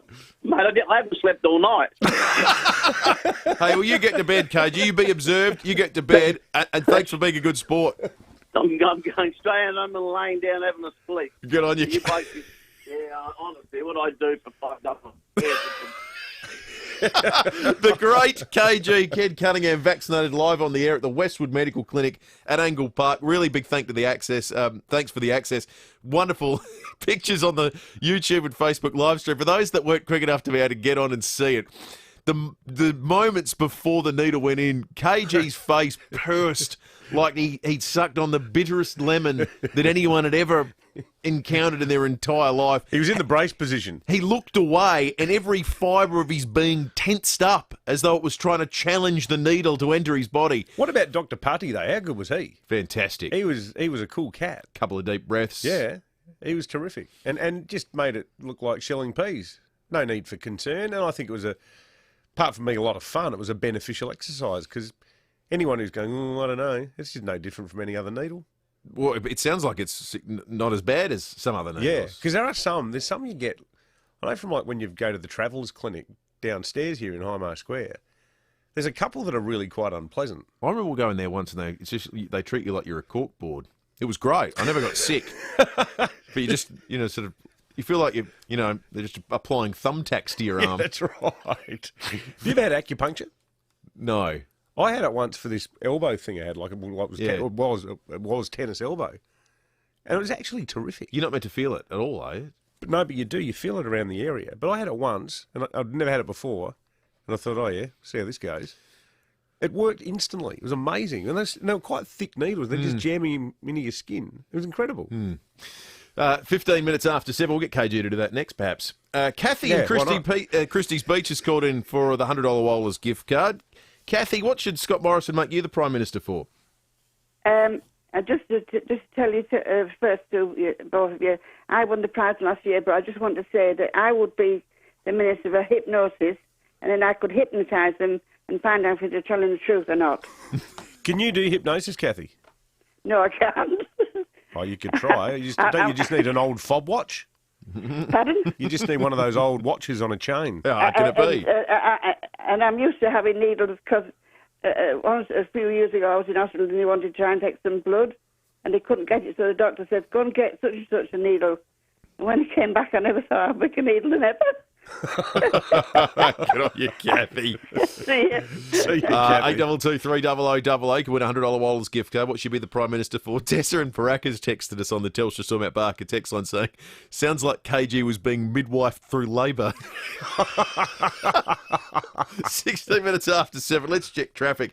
Thanks to Dave Potter, Australia's #1 Honda dealer, second year running. DavePotterHonda.com.au. Got a smash in the city, Wakefield Road, East Terrace, a cars and a motorbike, north-south motorway, Wing Street, a breakdown, block of the left-hand lane for city-bound there, and Heaslip Road, Penfield Gardens and oil spill. KFC's $4.95 fill-up is now available for delivery. It's got hot cinnamony Kentucky Fried Donuts too, only on the KFC app. Offer only delivered in SA and not forever until 4 p.m. Adelaide's most accurate traffic on 5AA. Leon Biner. Nine Entertainment has requested the assistance of the Australian Signals Directorate after a cyber attack hit their broadcasts yesterday morning. How the hell can somebody outside get into the inner workings of a television network? 9 till 12 weekdays. Well, let's ask the former National Cybersecurity Advisor, Alastair McGibbon. Well, Leon, everything is connected. So when we think about our world, everything is connected. On 5AA. You miss the littlest things when you're away from home. Like that perfectly brewed cuppa in your favourite mug. At Bupa, we want you to be as comfortable as possible. And because life happens, we'll support your health and well-being by offering rehab and chemo in the comfort of your own home. To learn more, search Bupa. Bupa. Because life happens. Available to eligible customers on selected products. Waiting periods, fund, policy and program rules apply. I don't think people understand Kangaroo Island as much as they should.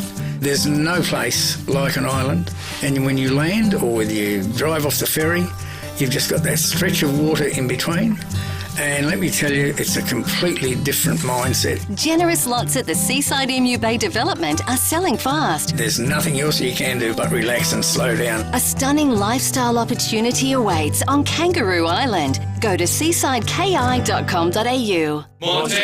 Montine, everybody's talking about Montine. Miles Fitzner here, and everyone's talking about the new Hyundai Kona exclusive to Montine, Cheltenham and Mount Barker. And best of all, Morn Team can deliver them to you today. Now that's refreshing. Morn Team, Hyundai, Cheltenham and Mount Barker have immediate delivery of over 100 Hyundais this month, and that's why everyone is talking about Morn Team. So remember, Everybody's talking about Montine. MBD 182170. Adelaide Tools has arrived in Parafield. We've moved from Paraka to a bigger and better superstore with the widest range from the quality brands you know and trust. You've just got to come and see it for yourself. The new Adelaide Tools Superstore, corner of Main North Road and Kesters Road, Parafield.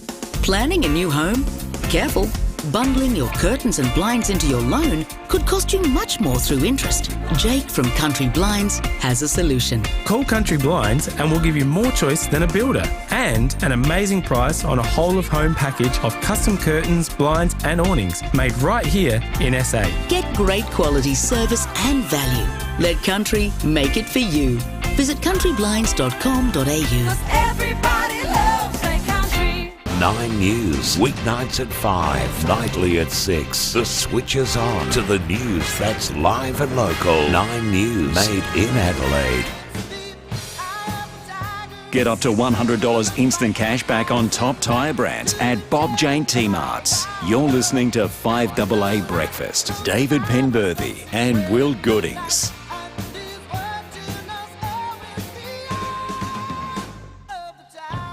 20 minutes after 7, time to talk sport.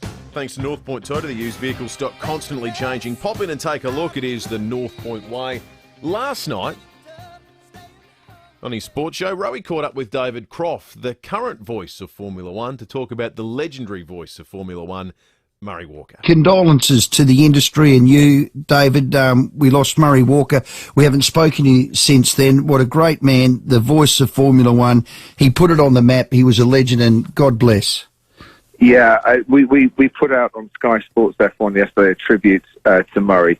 I've watched it 3 times now, and there's been a tear in my eyes every single time I've watched it. I worked with Murray very briefly when I was at the BBC, but I knew Murray very well. I talked to Murray a lot. He was the first person that I phoned when I was finally allowed to tell people that I was becoming the commentator for Sky F1 in the UK. He was the first person that I phoned to tell, and he was as joyful then as he was every other time that I spoke to him. He wasn't just the voice of Formula One. He was a friend to us all. Whether you knew and met Murray or you just were absorbed and engrossed in the sport through his amazing commentary, he was our friend and he was our man bringing our sport to life. He was one of the most wonderful people I've ever had the pleasure to meet. And, you know, we'll see him in our dreams. We'll hear him in our dreams. I loved him to bits, and I'm so sad that he's passed on.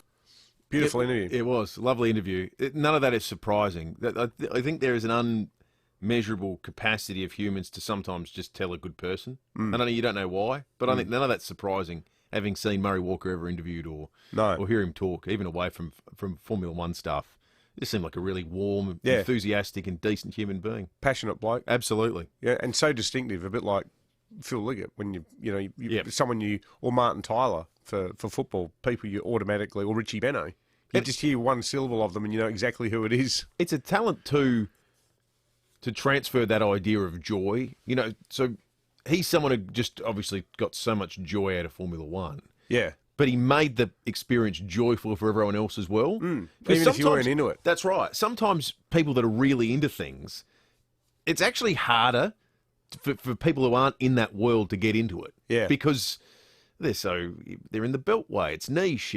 There's almost an exclusive language around not just sports, but other things that people might be into. That's designed to make the people that are in that inner circle feel special and part of a group. The real skill is making it so anyone can enjoy it, and that's what he did. The other big story in sport right now is going to be the impact of the greater Brisbane area lockdown on the footy. Now, the good news for the Crows game this Friday, very winnable game at home, the Good Friday game, the Will Goodings Good Friday game, as I like to call it, down the road at the Adelaide Oval. I got my way, is what you're saying. It looks like you finally got your way with that. That game's going ahead because SA Health has established that none of the Gold Coast players have been in Greater Brisbane. But the Brisbane side themselves, they're going to be stuck in Melbourne indefinitely because they were meant to be playing Collingwood at the Gabba this week. But now that games have to be rescheduled to Melbourne. For those of you too who like to plan ahead and work out, maybe we can have a family get-together at the footy in round 7 or whatever, the season stops in terms of its scheduling after round 6. Yeah. There's nothing scheduled. You don't know where, what time, because it's all still seat of the pants. Absolutely. 24 minutes after 7, we'll be happy to be able to fly anywhere, I think, at times over the course of the year. Certainly no one expected that the Easter weekend trip to Brisbane was going to be curtailed by a lockdown and COVID outbreak, but so has been the case. It makes things very complex for the travel industry that also is set to experience what post-JobKeeper world looks like. Phil Hoffman's the Managing Director of Phil Hoffman Travel. Phil, I don't know if your ears were burning. We spoke about you a little bit earlier today in the morning and said it was just sad to read your comments in the Tizer this morning about people that are in the industry who, for JobKeeper ending, effectively means them closing their doors.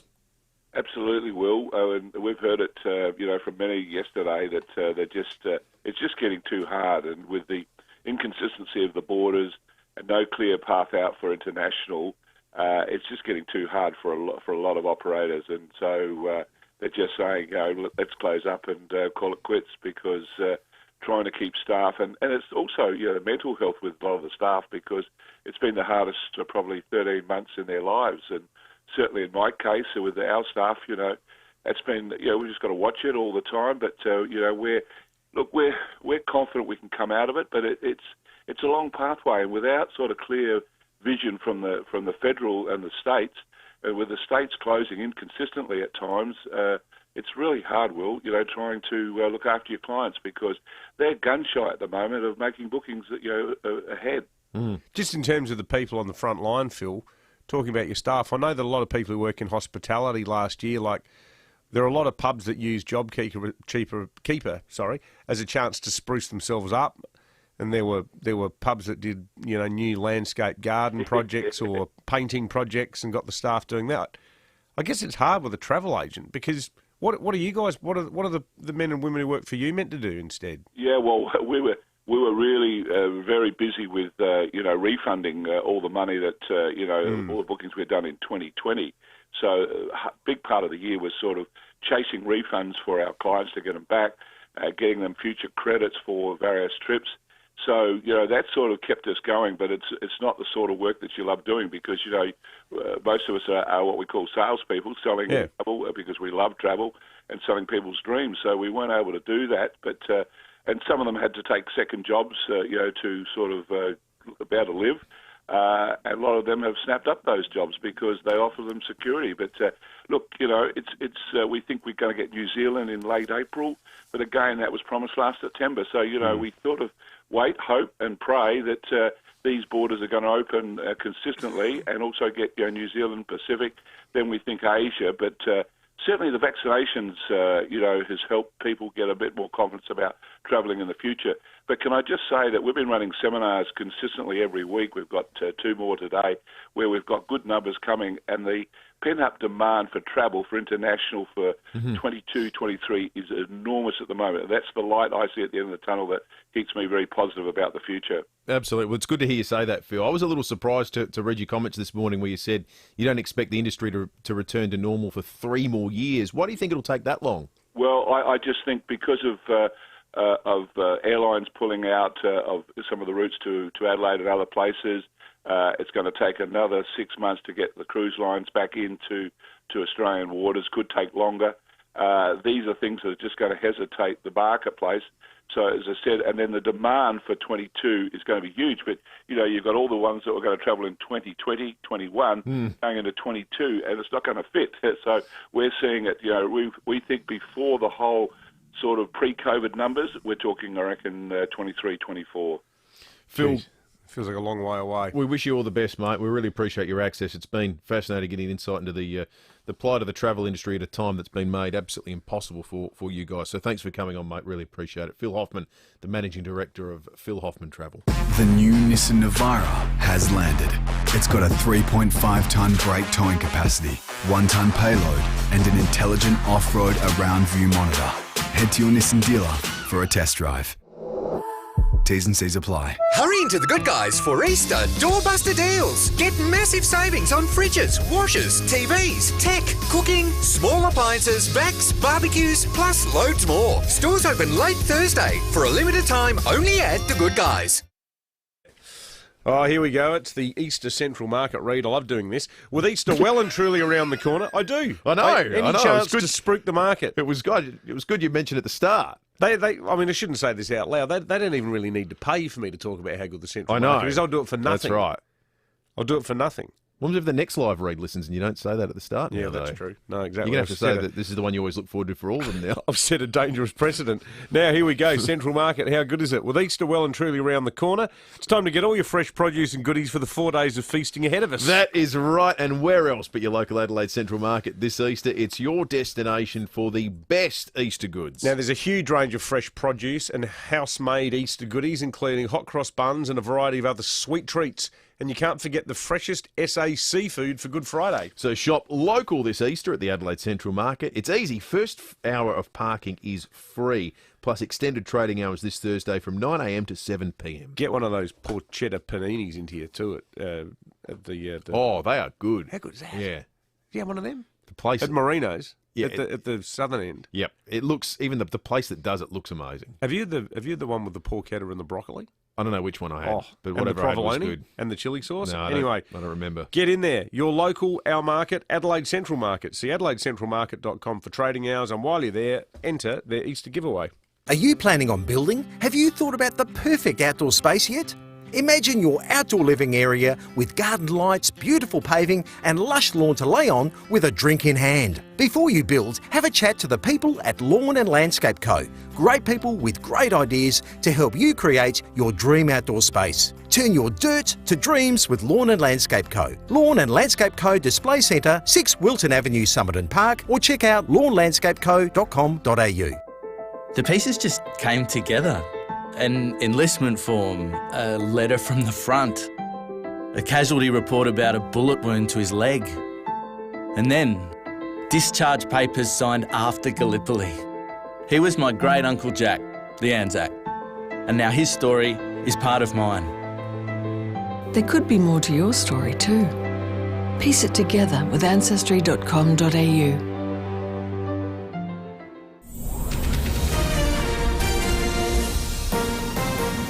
This is Adelaide's 5AA. Sunny and 27 today with the 7:30 news. I'm Mel Usher. Physio Extra is a registered NDIS provider, so let them support you in achieving your goals. PhysioExtra.com. There's been a case of extreme drink driving in the Murraylands. Senior Constable Matt Brown says they were called to Nil Dotty between Mannum and Swan Reach late yesterday. So just before 5 p.m, police were called to Johns Road after reports a Holden sedan had left the road and crashed into a tree. And when police arrived, they breath tested the driver, a 47-year-old local woman, and were shocked when she returned a positive result of .365, which is more than 7 times over the legal limit.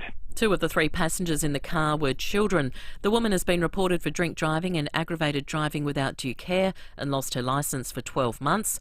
Her car was impounded for 28 days and she'll be summoned to front court at a later date.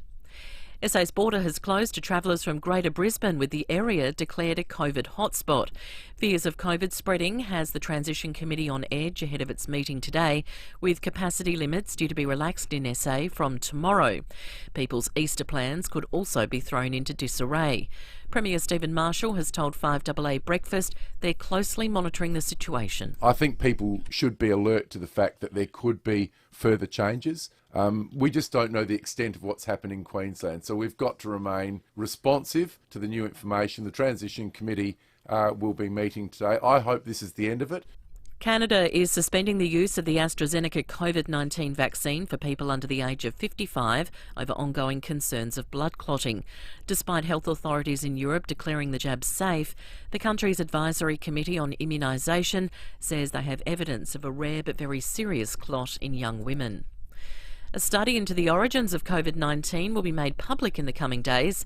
In the joint World Health Organization and China report, researchers analysed 4 scenarios behind the spread, finding transmission from cold food products is possible but unlikely. WHO Director General Tedros Adhanom Ghebreyesus is not ruling anything out. Of course, I will have more to say following further review and understanding of the report, but for now, all hypotheses will be on the table and will need further study. The state government and ambulance union will meet again today for mediation talks. The union wants additional paramedics to help tackle increasing ramping and poor response times. The government says they'll increase resources if the union agrees to rostering and meal break reform. Russia and North Korea are being singled out as suspects in the biggest cyber attack on a media company in Australia. The Nine network has focused on both foreign states in its television programming. Some cyber experts think it could be payback for the attention. Nine Technology's Stephen Wilmot says they've been working around the clock to try and fix the issues. Well, it's taken dozens of engineers across the country to bring our systems back to a point where we can bring the news back on air. It's going to be a long time before we're back doing what we did as smoothly as we were. Now turning to 5AA Sport. The 19th is West's premium home and land collection with golf course views. Visit the 19th West today. And it's over to Tom Wren. Thank you, Mel. Adelaide defender Daniel Talia is set to return this week, but likely through the sandful as he comes back from injury. The Crows' defence, though, is set to be boosted with the inclusions of Luke Brown and Jake Kelly for Friday night's clash against Gold Coast. Still on footy, and Lions Chief Executive Greg Swan says his club is not complaining after being held back in Melbourne due to the COVID lockdown in Brisbane.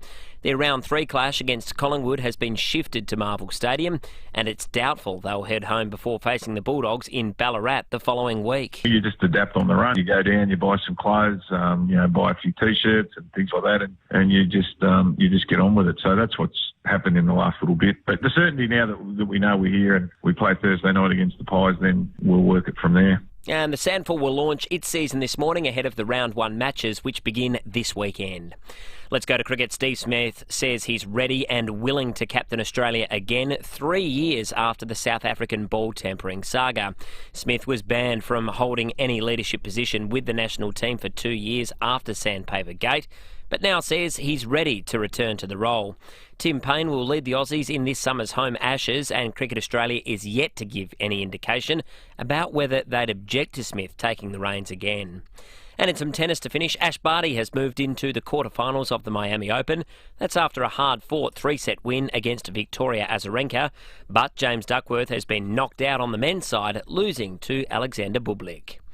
And that's the 5AA Sport. Now checking 5AA traffic. Dave Potter's Mad March demo clearance is on now with huge savings and factory bonuses across the range. A smash at Elizabeth Vale, Main North Road near Blacktop Road, Penfield Gardens and oil spill at Heaslip Road. Traffic hotspots on the freeway down track at those works at Mount Osmond, the Southern Expressway to South Road and the North-South Motorway city-bound. Style your home with Freedom Homewares. Right now you can get 25% off their entire homewares range, including 25% off rugs, cushions, lighting and more. On now, only at Freedom, Adelaide's most accurate traffic on 5AA. Now the 5AA forecast. Make sure you and your car stay cool with aircon and cooling services. Call 1300 Automasters. Sunny and 27 for your Tuesday. Sunny tomorrow and 29. Right now it's 14. More news as it happens on 5AA.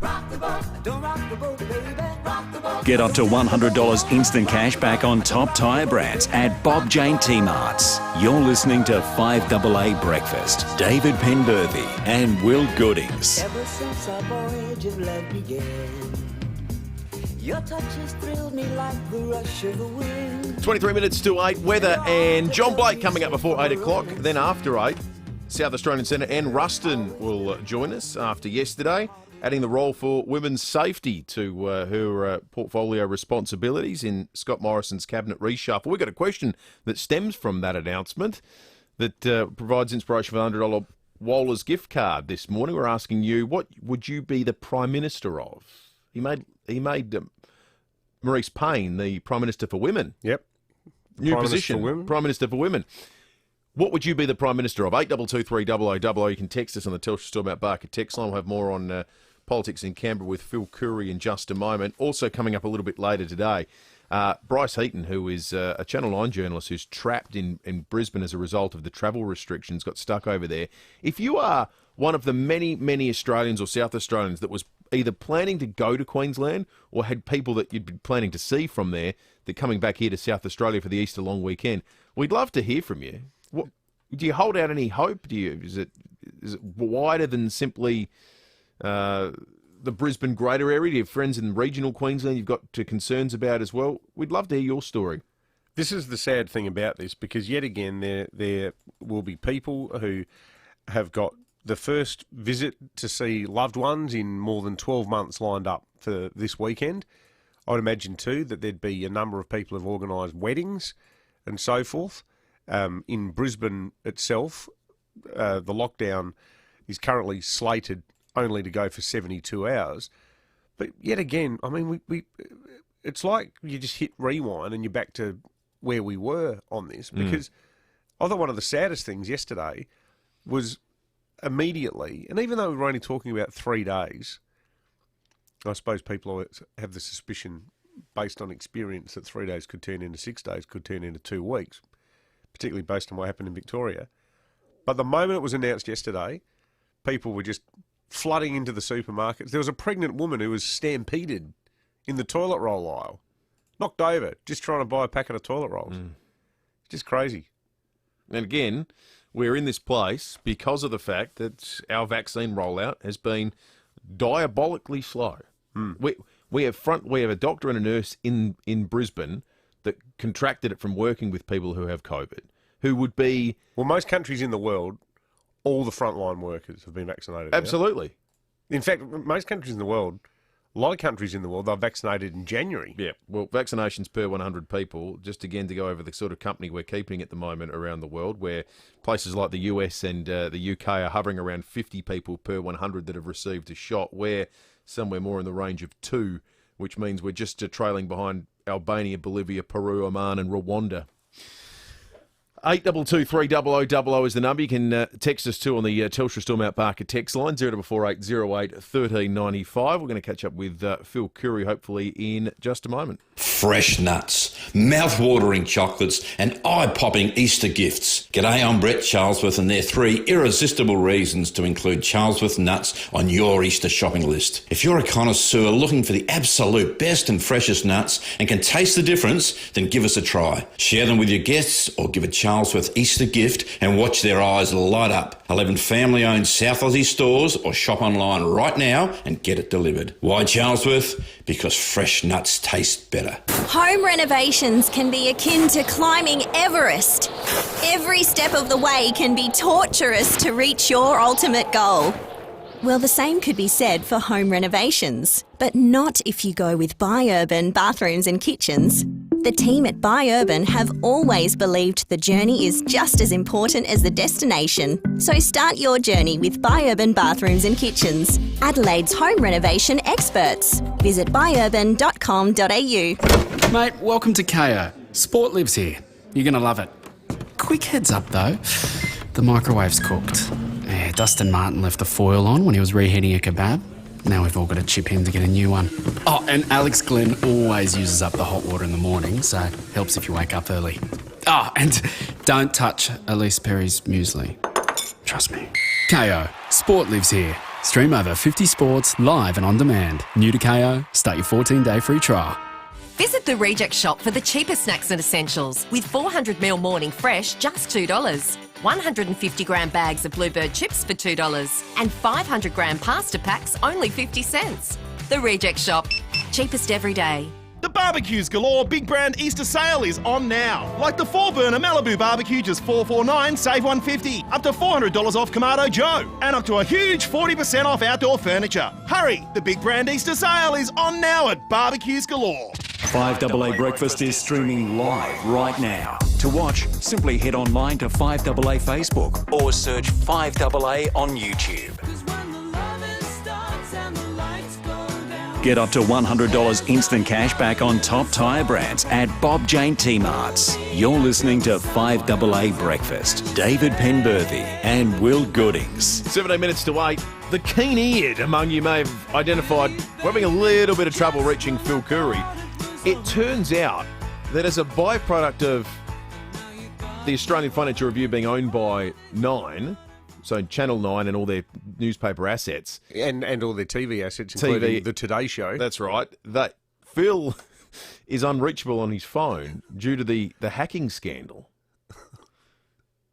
So when this was first reported, it was sort of talked about in terms of the impact on the Today Show, and they had hand-drawn diagrams and some dead air and things that couldn't go to air. But it's when you think about it in terms of, okay, so Phil Curry, journalist at the Fin Review, his equipment's not working either at the moment. You realise how extensive it is. It does show too that the extent to which, in the digital age, we're now so reliant on technology that one of the new theatres of war, if you like, is going to be taking out people's technology. Yeah, absolutely. Speaking of which, Chelsea Carey from Channel 9 joins us. We managed to get in touch with you, Chelsea. That's good. Yeah, last one standing by the sound of it. Hey, so can you give us a little bit of an insight? Did you have to work remotely yesterday? What happened at Channel 9? What was your instruction?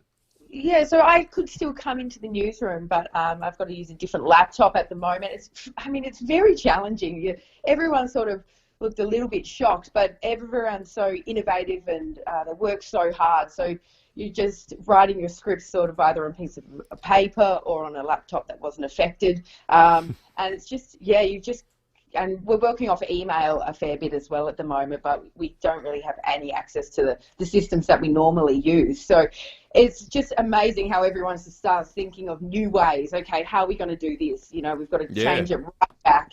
And just watching everyone no one hesitated. Everyone just jumped in and thought of new ways to do it. And it feels like we stepped a bit back in time because, you do realise how much you rely on. We were thinking of getting a couple of Milo tins and a piece of string and just stretching it across Hindmarsh Square to talk to you, Chelsea.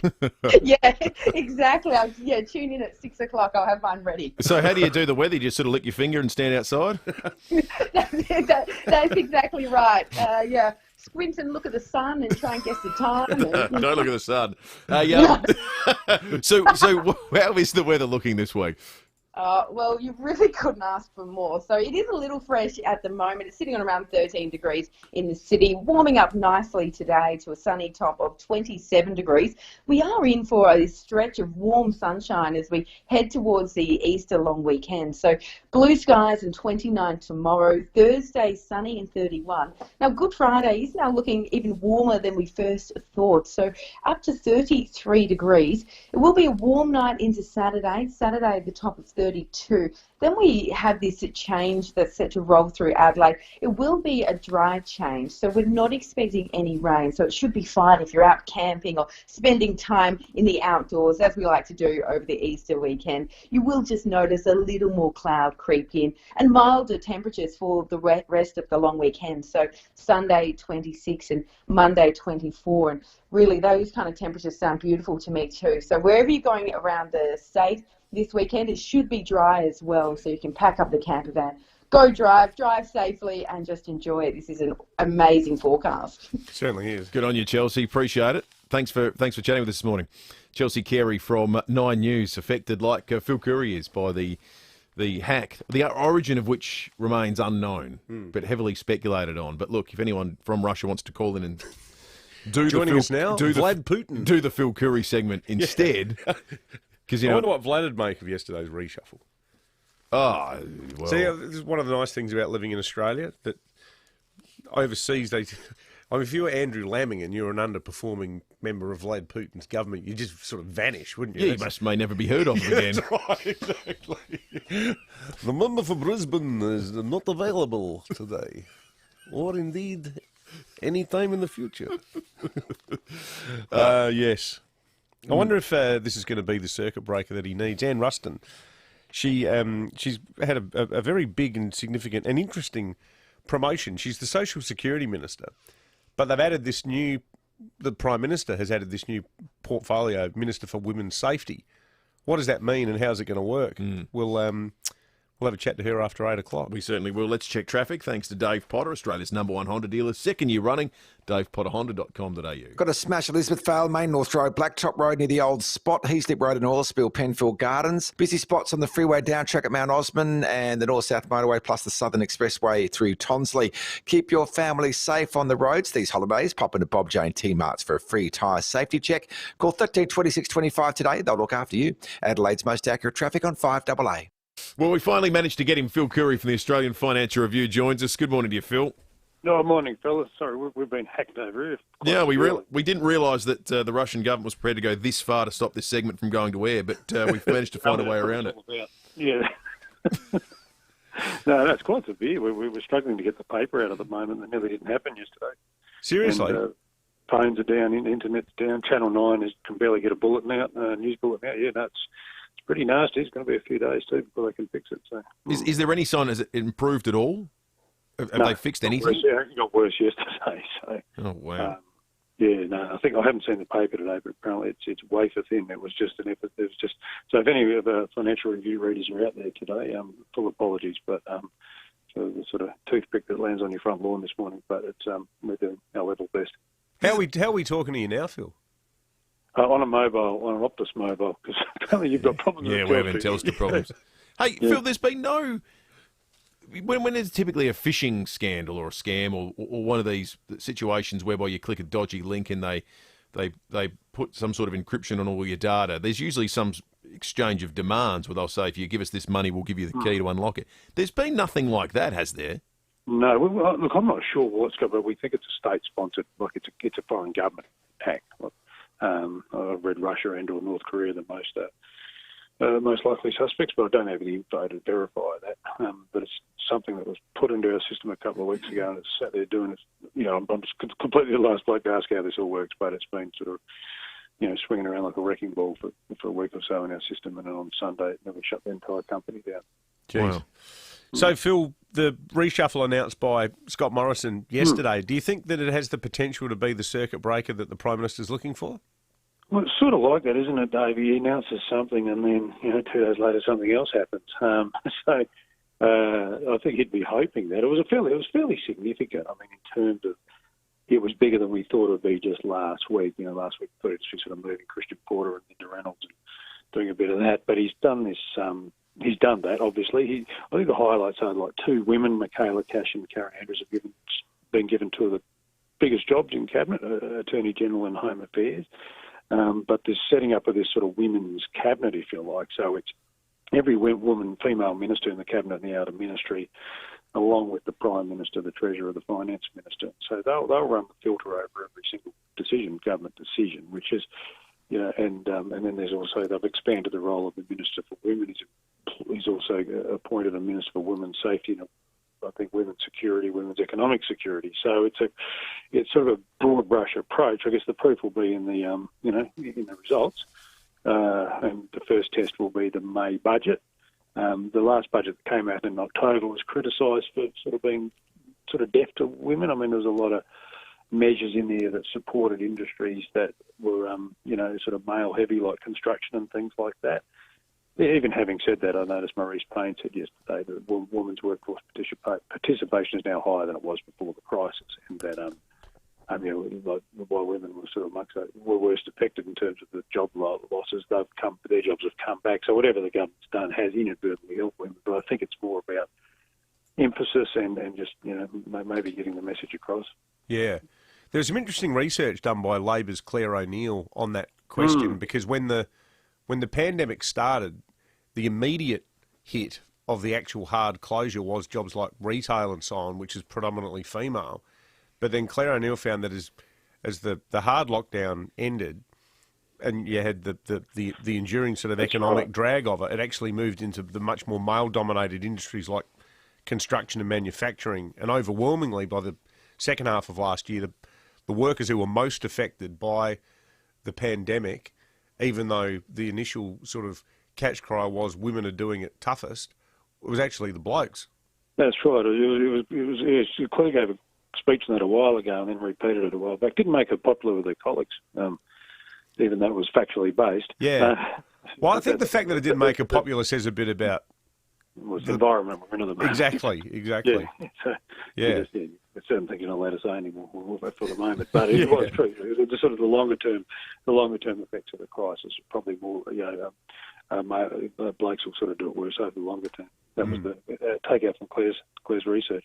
I feel everything in South Australia is seen through the prism when it comes to things like cabinet reshuffles of what it's going to mean for subs jobs and really South Australian-centric industry. So we always keep a keen eye on the defence portfolio. Do you read anything into it moving from being with a West Australian senator, someone like Peter Dutton, in terms of what it'll mean for full cycle docking and the security of the project long term? Well, he'll be less.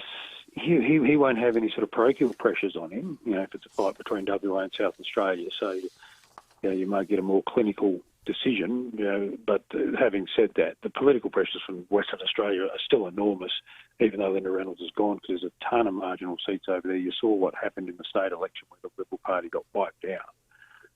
So at a federal level, the Liberal Party is going to be looking to want to buy back into WA, and sadly for South Australia, you just don't have any seats that matter.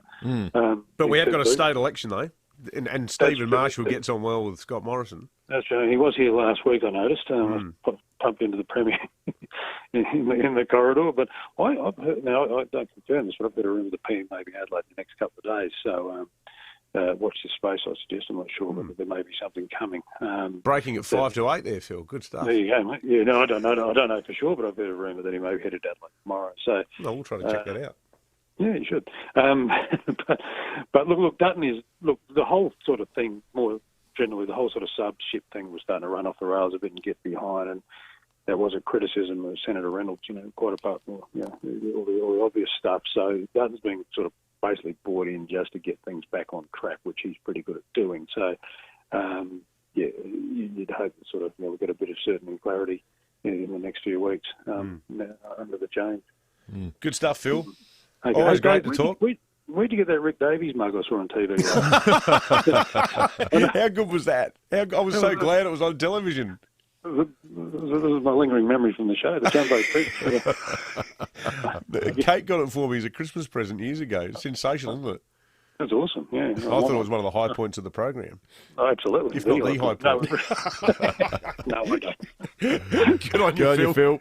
Goodbye. Phil Curry from the Australian Financial Review, standing up to state-sponsored hacking. It made it difficult, but we got there in the end. You might think having thousands of pals is excessive, but that's not what the team at Parafield Airport Liquor Store think, because that's how many they have. Sure, they might be made up of over 100 gins, over 200 whiskies, over 300 craft beers, and over 2,000 boutique wines. But they're some of the best pals you could have, and they're always looking for more, even if they are tricky to track down. Parafield Airport Liquor Store. Pals, next to Roulette's Tavern, Kings Road, Parafield. Hurry into the Good Guys for Easter doorbuster deals. Get massive savings on fridges, washers, TVs, tech, cooking, small appliances, vacs, barbecues, plus loads more. Stores open late Thursday. For a limited time, only at the Good Guys. G'day. Remember, if you want hams made from Australian pork, even at the supermarket deli, you always need to check underneath the Australian-made logo for an almost full bar chart. Because the fuller the bar, the more Aussie they are. And thanks for helping Aussie farmers. If your sliding door has become a scraping, dragging, pain in the butt door, get on to rollerco.com.au and get the parts you need to make it slide again. Or just call Rollerco and they'll tell you what parts you need. I guess you could try your local hardware store if you feel like a sausage in bread. But if I were you, I'd call Rollerco instead. 8266 2554. Rollerco.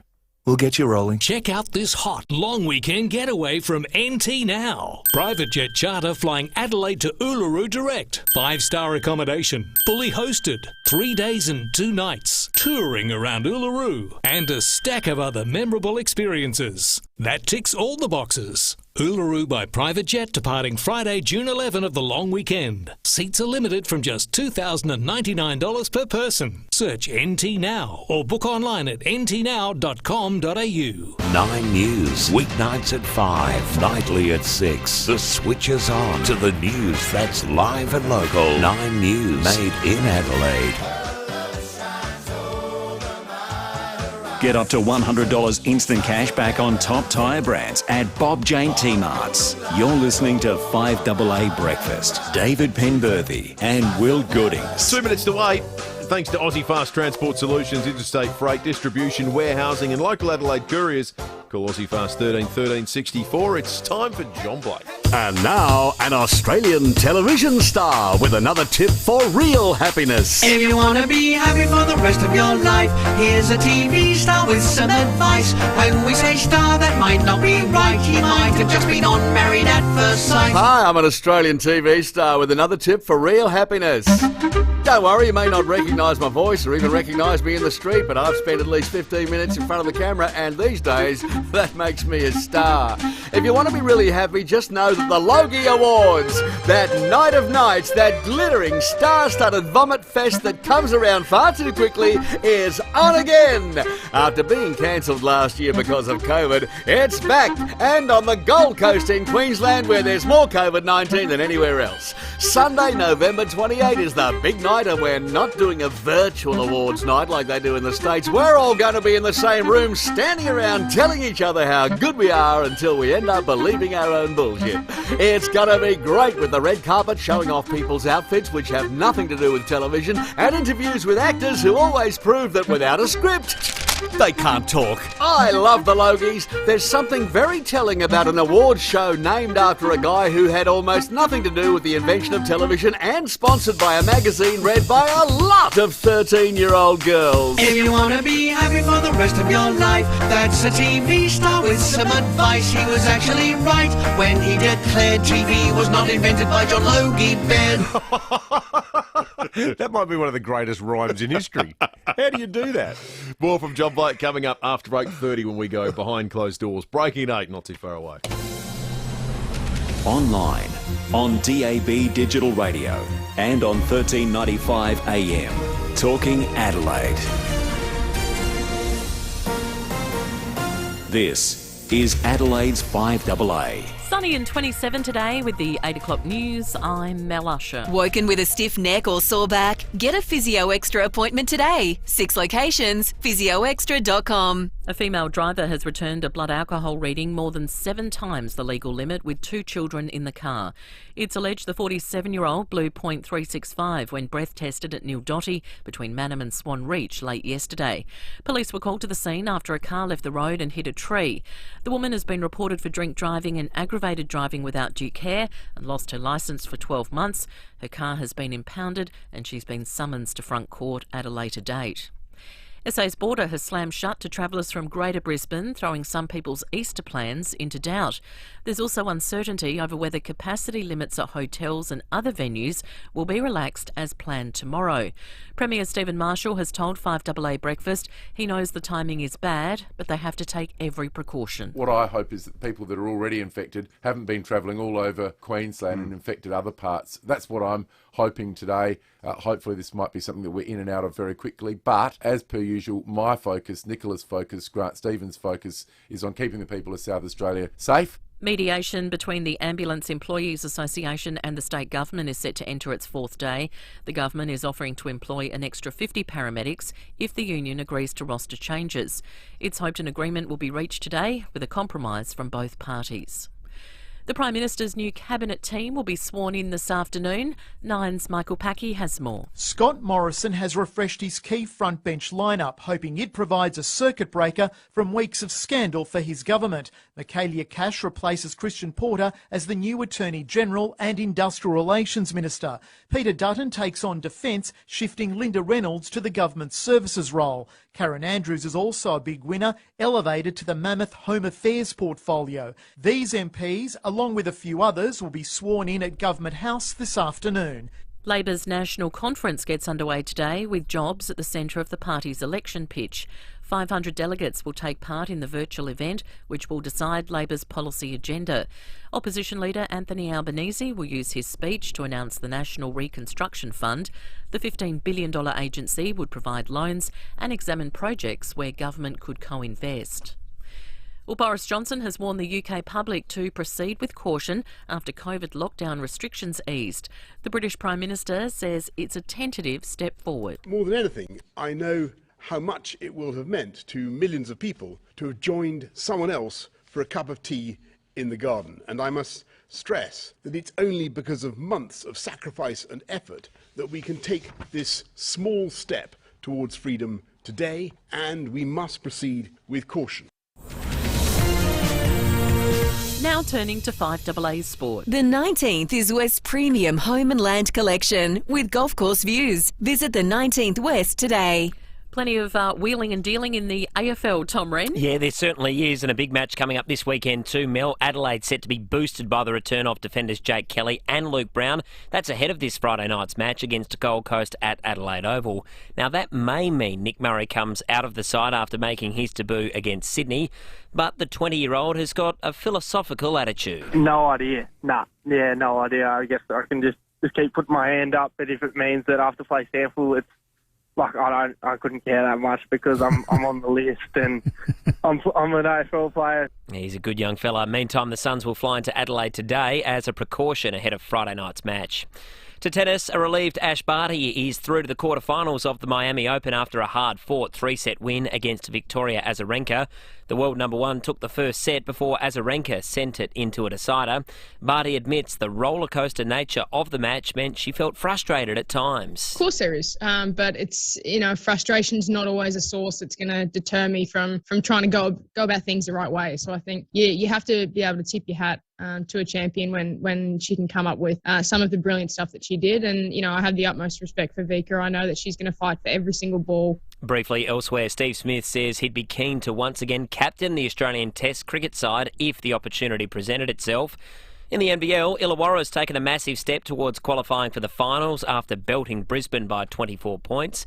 And English Premier League club Manchester City has announced legendary striker Sergio Aguero will leave the club at the end of the season. And that's the 5AA Sport. Now checking 5AA traffic. Dave Potter, Australia's #1 Honda dealer, second year running. DavePotterHonda.com.au. G'day, we've got reports of busy traffic. Fullerton Road through Kent Town, either side of the parade due to possible roadworks there. Smashes Northfield, Grand Junction Road at Bryans Road, at Elizabeth Vale, Main North Road, Blacktop Road as well. The Variety Ball is going outback. Rustle up your mates for SA's biggest charity ball with all proceeds going to kids in need. Book your tickets at varietysa.org.au. Adelaide's most accurate traffic on 5AA. Now the 5AA forecast. Make sure you and your car stay cool with aircon and cooling services. Call 1300 Automasters. Sunny and 27 today, sunny tomorrow 29, then up to 31 and sunny on Thursday. Right now it's 14 degrees. More news as it happens on 5AA. I'm on top of the world. Get up to $100 instant cash back on top tyre brands at Bob Jane T-Marts. You're listening to 5AA Breakfast. David Penberthy and Will Goodings. Since you've been around, your love's put me at the top of the world. 6 minutes after 8, very shortly we'll speak with South Australian Senator Ann Ruston, who has added the role for women's safety in yesterday's federal government cabinet reshuffle. That's coming up. We'll also talk about being stranded in Brisbane on account of the COVID outbreak there. If you or anyone you know is stuck or you're planning to head there, planning to receive people for the Easter long weekend, let us know what the last few days have been like for you. Do you hold out any hope that things will change? Do you expect that it might broaden and encompass an area greater than just the greater Brisbane area? We'd love to hear from you. 8223 0000 is the number, or text us on the Telstra or Mount Barker text line. We'll get to those stories in just a moment. First, it's Breaking at 8. Well, it's all happening in the South Australian Greens Party. We can reveal that today, veteran Upper House MP Mark Parnell, who's been a bit of a thorn in the side of governments of the day for the past decade and a half, he is suddenly retiring from politics. He is going to leave politics next week. All will be revealed at a press conference at 11 a.m. A brief statement announcing this has only just now gone up on Facebook. The question as to who his replacement is going to be is also going to be confirmed at 11 o'clock. It's understood that Robert Sims, who has been a Greens member of the Adelaide City Council for some time, would have been elected on the countback at the last election. So it's likely that Robert Sims, who played a lead role in nixing the Crows' attempt to get their hands on the aquatic centre, Robert Sims is likely to fill Mark Parnell's vacancy. The other Greens MLC, obviously, is Tammy Franks. She's going to be at the press conference as well. But, 15 years into his political career, I have no idea what the reasons are. I'm sure all of that will be explained. But Mark Parnell is chucking it in. 8 minutes after 8, Rosie in Gillies Plains has called in. Rosie, you got a family member trapped in Brisbane. Yes, I have. Oh, what's happened, Rosie? My son and his children were coming down last April and, of course, had to cancel. Anyway, he booked again, and sure enough, yesterday he rang and said he's cancelled again. Oh, Rosie. Yes. When was the last time you saw him, Rosie? Oh, 2 years ago now. Oh, you're kidding. Oh, my God. And the grandkids as well, Rosie. Yes, grandchildren as well. Oh, crikey. How old are the grandkids? 15 and 12. Yes, and they've also, the school's closed now, apparently a week earlier than it was supposed to be. up there. So they started school holidays a week early? Yes, they have. Oh, no. So how many times have you tried to see your son and your grandkids in the last year? Has this been a bit of an on-again, off-again type thing? Well, no, he decided he'd leave it a year. Yeah. So then the worst has happened. Anyway, now he wants me to go up there, but I hate flying. Oh. When was the last time you flew, Rosie? Oh, would have been, I think it was 4 years. Yeah, right. Did you just get really nervous? Yes, I hate it. You know, it's funny. I used to be really nervous flying until I was about 25, and then I just had this little switch went off in my brain, and I just thought, there's nothing I can do either way. And then I just really concentrated on the statistics around, I'm actually safer here than I am walking down the road to Foodland on Goodwood Road. I've got a feeling it could have started because when I was about 18, I flew over to Western Australia and we had to make an emergency landing. Oh, really? That'll do it, I reckon, Rosie. Yeah, that's understandable. You're still with us, though. We had to land at Kalgoorlie, so I think that might have put it in my head. Yeah, well, that is something to... Anyway, sorry to hear that for Easter, Rosie. So you think there's at least a chance you'll be able to do it in the next couple of weeks if they get this situation sorted out? No, he was just coming for the school holidays. Do you have other grandkids here in Adelaide, Rosie? Yes, I have. I've got 3, so that's okay. It is hard, isn't it? We were thinking back. I was talking to Mum and Dad when we had dinner with them on Sunday about this time a year ago because all of our family birthdays are in April. Oh, right. We had this very lame get-together for my niece, who's April, and my 2 sons are both born on the same day. Not twins, 9 years apart, but they were both born on April the 8th. And, we had a family get-together in the back driveway. We're all standing 10 metres apart, waving at each other. It's pathetic. Yes. David did that to make sure that he could remember the dates. Makes it a lot easier. Took a lot of planning, though. Hey, Rosie, what was it that took your son up to Queensland in the first place again? Oh, when he got married, they went up there for their honeymoon and took a liking to it and moved up there. Hey, Rosie, you know what we'll do? Let's send Rosie off to Wallace Cinemas or some such. Yeah. And you can have a night to yourself and have some fun, Rosie, because it's a really awful thing that's happened to you this weekend, having not seen your son for 2 years. We really appreciate you calling in and sharing your story. Thank you, Rosie. Too. Sad, isn't it? It's really sad. Yeah. Because this is not an incident in isolation. It's prevented some families from being reunited for all of last year. So it's been 2019. I'm guessing Rosie's not an isolated incident. 82230000 is our number. You can text us on the Telstra Storm Mount Barker text line as well. I think we've got Robbie in Hyde Park. Morning to you, Robbie. Oh, good morning, boys. Yeah, there's been some hard stories out there, but we were going to go to the Gold Coast the first week of the school holidays, and David, my son sent double digits the 1st of April, so we were going to go up there for his big 10th birthday and school holidays, and we cancelled everything last night. We're not going, unfortunately. We just can't risk going up and getting stuck up there because both my husband and I work full time. Yeah, totally. And we're scared that we'll get up there or either have to jump back on a plane again to come back, or we'll be stuck there, or we can't come back and go to work. So the poor Felix, he's going to have to do something else, but we'll find something fun to do. We'll just spend our money here in South Australia. Yeah, well, this is it. This is it, Robbie. And I think a lot of people are like you. I mean, I was meant to be going to Sydney in 3 weeks for something on a Wednesday night. And I was just thinking, like, if I got stuck, we'd be stuffed, Will. We'd have to go back to... I'd have to go back. Remember that time I was broadcasting from Sydney in the broom cupboard, and that guy came in during the show? That is the ladder? One of the best untold stories in the history of radio broadcasting. Anyway, Grant Stevens was on at the time. He was, and we were watching you on the screen. They'd set David up not in a Sydney Nova studio, but in the Sydney Nova broom cupboard. And whilst he was on air, a maintenance man came in and started fixing a light globe as we were doing a terse interview with the police commissioner. And I got a bit testy, didn't I? I wasn't my usual laid-back self. No, it was did set you off. It actually set Grant Stevens off. We were cagging ourselves laughing. Very funny. Hey, Robbie, thank you for calling in. Good on you, Robbie. Sue on Twitter at 5AA Breakfast says, my daughter and grandkids live in Townsville. Have not seen them since February 2019. It's just too risky to travel. A lot of families going to have to do a lot of catching up when all this silliness is over. Or, when we're not to labour the point, but when we finally decide to catch up to, I don't know, Rwanda in the vaccine rollout. Peru. Time to check traffic thanks to Dave Potter. Their Mad March demo clearance is on now with huge savings and factory bonuses across the range. Heavy traffic, Fullerton Road up towards the Britt roundabout for Citybound, the North-South motorway and the Southern Expressway to South Road.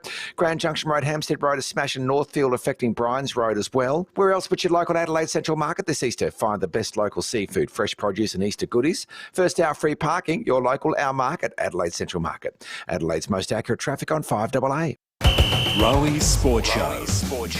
My next guest debuted. His name is Nick Murray for the Crows. Nick, congratulations, buddy. What a day. Thank you. Yeah, it was a good day to debut, obviously, in the home state. I'm from country New South Wales. And there you were on the SCG. Buddy Franklin standing alongside you. Tell us what that's like. 4 p.m. weekdays. Yeah, unbelievable experience of it. As soon as I seen it, I was like, God, it's Buddy Franklin. You get a bit starstruck, but you got to snap out of it. Rowie Sports Show on 5AA.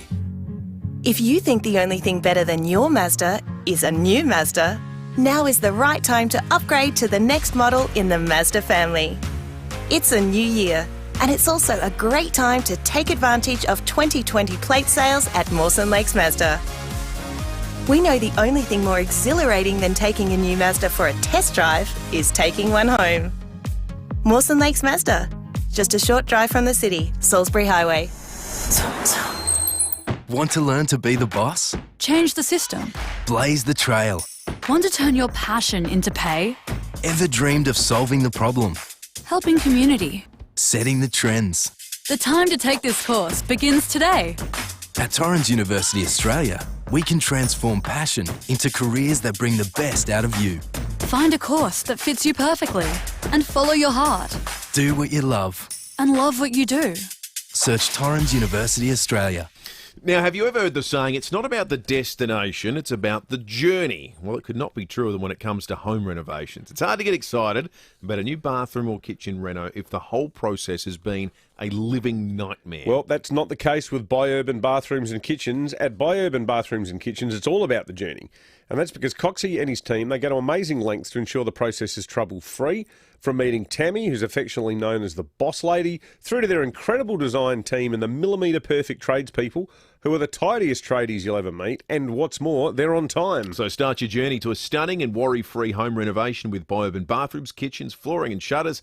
Adelaide's home renovation experts. Visit biurban.com.au. When people walk through the doors at Powell's, the first thing they say is wow. Not only because of the size and the selection, but also because of the team. Sam and Jamie have tasted every drop. They and their team can recommend a whiskey that's just as good as that hard-to-find Japanese one, if they don't have it, that is. Or a beautiful red that's reminiscent of that outstanding cellar door you once travelled so far to visit. Parafield Airport Liquor Store. Powell's, next to Roulette's Tavern, Kings Road, Parafield. 9 News, weeknights at 5, nightly at 6. The switch is on to the news that's live and local. 9 News, made in Adelaide.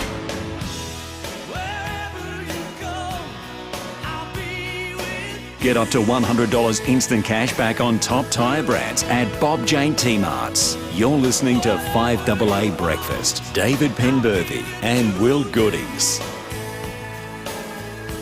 80 minutes after 8. Once we managed to secure a form of communication that hadn't been hacked by a foreign agent, we had a chat with Phil Curry a little bit earlier. None of that is overdramatic either, by the way. No. It's what's playing out with the Nine Network at the moment that own the Fin Review. But when we finally got through to him, we were talking about the cabinet reshuffle yesterday that featured a brand new job for a South Australian senator in Anne Ruston, who's added a role for women's safety. And she joins us on 5AA Breakfast now. Senator, good morning to you. Good morning, guys.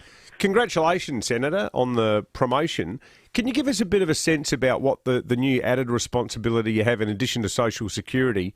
Minister for Women's Safety, what's that going to entail? Well, it's sort of really bringing forward a lot of what we already do, but making sure that it's on the front page and it's absolutely out there in the forefront of everything we do. I've got a really big role in the national plan that reduces violence against women and their children. And what we want to do by this new role is to make sure that it's absolutely the number one thing that I'm focused on going forward, because, clearly after the events of the last few weeks, it's pretty apparent that women's safety is something that needs to be dealt with. We have some real challenges here, and we have to address it. And I think yesterday's decision, I'm very excited about the opportunity that I can now get to make some of those changes. So I think it's an amazing opportunity for us to actually, as a country, do something about something that's been a scourge on us for a very long time. Is the first potential port of call for reform of one that's fairly close to home? It seems Canberra and Parliament House could do with some changes on the women's safety front. Well, look, absolutely, and I think a lot of the things that are already been put in place to make sure that we understand the magnitude of the problem and the type of problem we have here particularly through the inquiry that the Sex Discrimination Commissioner Kate Jenkins is currently undertaking. But this is a broader conversation that we need to have with the whole of Australia, and I've been working on programs like the Stop It at the Start campaign, which basically says to people, if you see disrespectful behaviour, you need to call it out. Don't ignore it. Don't pretend it's not there. You actually need to call it out, because funnily, it's not funny at all, but it's really quite terrifying, the amount of people that think some of the behaviours that, if you sit down and look at them, are really quite pervasive and intimidating, people think are actually okay. And we've got to get people to start thinking about what they're doing, because until people actually realise they're doing something wrong, they won't stop it. Mm-hmm. Do you think, Senator, that there needs to be a bit of a cross-party reboot about the manner in which people in politics engage with each other? Because I've spent a lot of time in the last month talking to people like Nicole Flint and also another Liberal. Only in the last few days, I spoke to Carolyn Power, formerly Carolyn Habib, about the attention she attracted in Elder in 2014. There seems to be this sort of gloves are off mentality that exists on both sides, and I would say that elements of the Liberal Party were blind to some of the more toxic abuse that old Ditch the Witch Julia Gillard faced when she was Prime Minister, with some of the things that were said about her, also by people like Alan Jones, that she should be thrown into the sea. Do you think that we need to sort of take the ideological blinkers off and just say that there are some bedrock principles that should be observed when it comes to the treatment of each other as fellow humans? Well, I think, to your point, the most important thing that we should be doing as, the people who have been elected to the highest office in the land is actually setting an example. And if we behave as you say, right across the political divide, it's got nothing to do with one party or the other, or minor parties or independents. It's about setting an example. When the people of our electorates elect us to come to Canberra, they don't elect us to come here and be thugs. They elect us to come here and do things to represent them and make their lives better. So I think, if we set that example, look, we accept it's a combative environment. We're all here trying to fight for what we believe is the best outcome when it comes to, policies and policy implementation. But, do so in a respectful way is not going to hurt anyone. And this really is a timely reminder, I think, that, we are held in, we should be held in higher regard than we are. And maybe some of the reason that we're not is our own fault because of the way we behave. Yeah, good honest answer. Also, Senator, can I ask you about quotas? I know there's a debate that's emerging. I know that there's a section of the New South Wales Liberal Party that started a petition within the Libs against the adoption of quotas.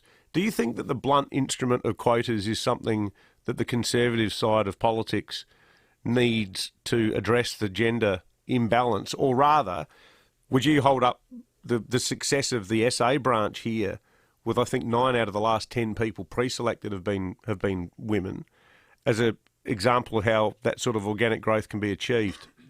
Well, look, absolutely, and I have said that to many of my colleagues here in Canberra. Don't take, as you say, the blunt instrument or the easy way out with quotas. Actually look at how you can do so much better. We've done it in South Australia organically by making sure that we created the environment so that women were prepared to put their hand up. Because unless you actually have women wanting to put their hand up to go into politics, your problem starts there. But, I also think that it's incumbent on us all that are here have a look, when we leave this place, like the Prime Minister said a couple of days ago, he is intending to make sure that he sponsors women who would like to have a career in politics in his home seat of Cook, so that when he leaves politics, he'll replace, he hopes to be replaced by a woman, and to be able to make those changes by that means. So I've never been a great supporter of quotas, and I simply also say a democratic process doesn't allow for quotas, because the democratic process of the Liberal Party says the party chooses, the grassroots members get to choose. So it's not for us to dictate to them. But is the problem though that not all the states are as enlightened as we are here in SA? Well, I certainly have had a lot of calls since I've been making comments around the fact that 80% of the new candidates that we've pre-selected for the two elections next year are women. I've had a lot of calls from my interstate colleagues saying, can we find out how you've done it? And I'm sure our Secretariat's been inundated with calls from interstate. Minister, your other hat is Minister for Social Services, JobKeeper, wrapped up on Sunday. What would you say to businesses in Brisbane for whom COVID hasn't exactly wrapped up and they're still feeling the effects and unable to open their doors at the moment? Well, I mean, obviously, there always remains the safety net of the social security payments that I administer. But, overall, the Australian economy is showing fantastic signs of emerging from this crisis or this pandemic way better than anybody ever expected. And it's time for the economy to start doing the heavy lifting when it comes to making sure that we have a road to recovery. I mean, clearly, it's very disappointing to see what has happened in Queensland, and we'll stand side by side with the Queensland Government to help them through this crisis, as we have with every other outbreak around Australia. But it's really important that we allow the economy to get on with the job.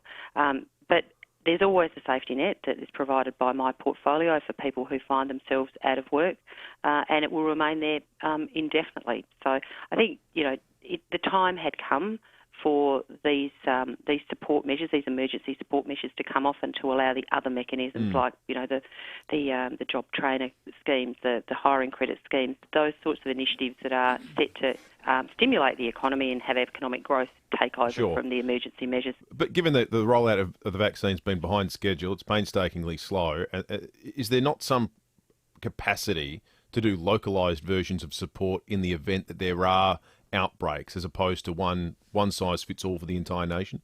Well, the government has actually responded to particular sectors. I mean, the aviation and tourism package that has gone out, because we understand those areas that are heavily dependent on particularly international travel will remain impacted over the coming months. Also, the same thing, with the arts, particularly because of the pipeline of things like movies coming through. So there is, continued support for that sector. But we would sort of say to the states and territories that, we're very keen for them to also do do a bit of lifting when it comes to localised outbreaks in their states and territories. And so we will continue to work with the states and territories, but we all have to take our fair share of responsibility for support when these localised outbreaks occur.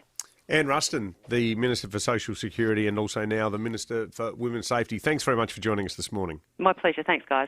27 minutes after 8, time for Fuel Watch. Thanks to Dave Potter Honda. Petrol sitting at $1.49 most of Adelaide. Starting to drop, though. $1.38 the Liberty Clemzig on OG Road. $1.24 at the BP OTR Kilburn on Churchill Road.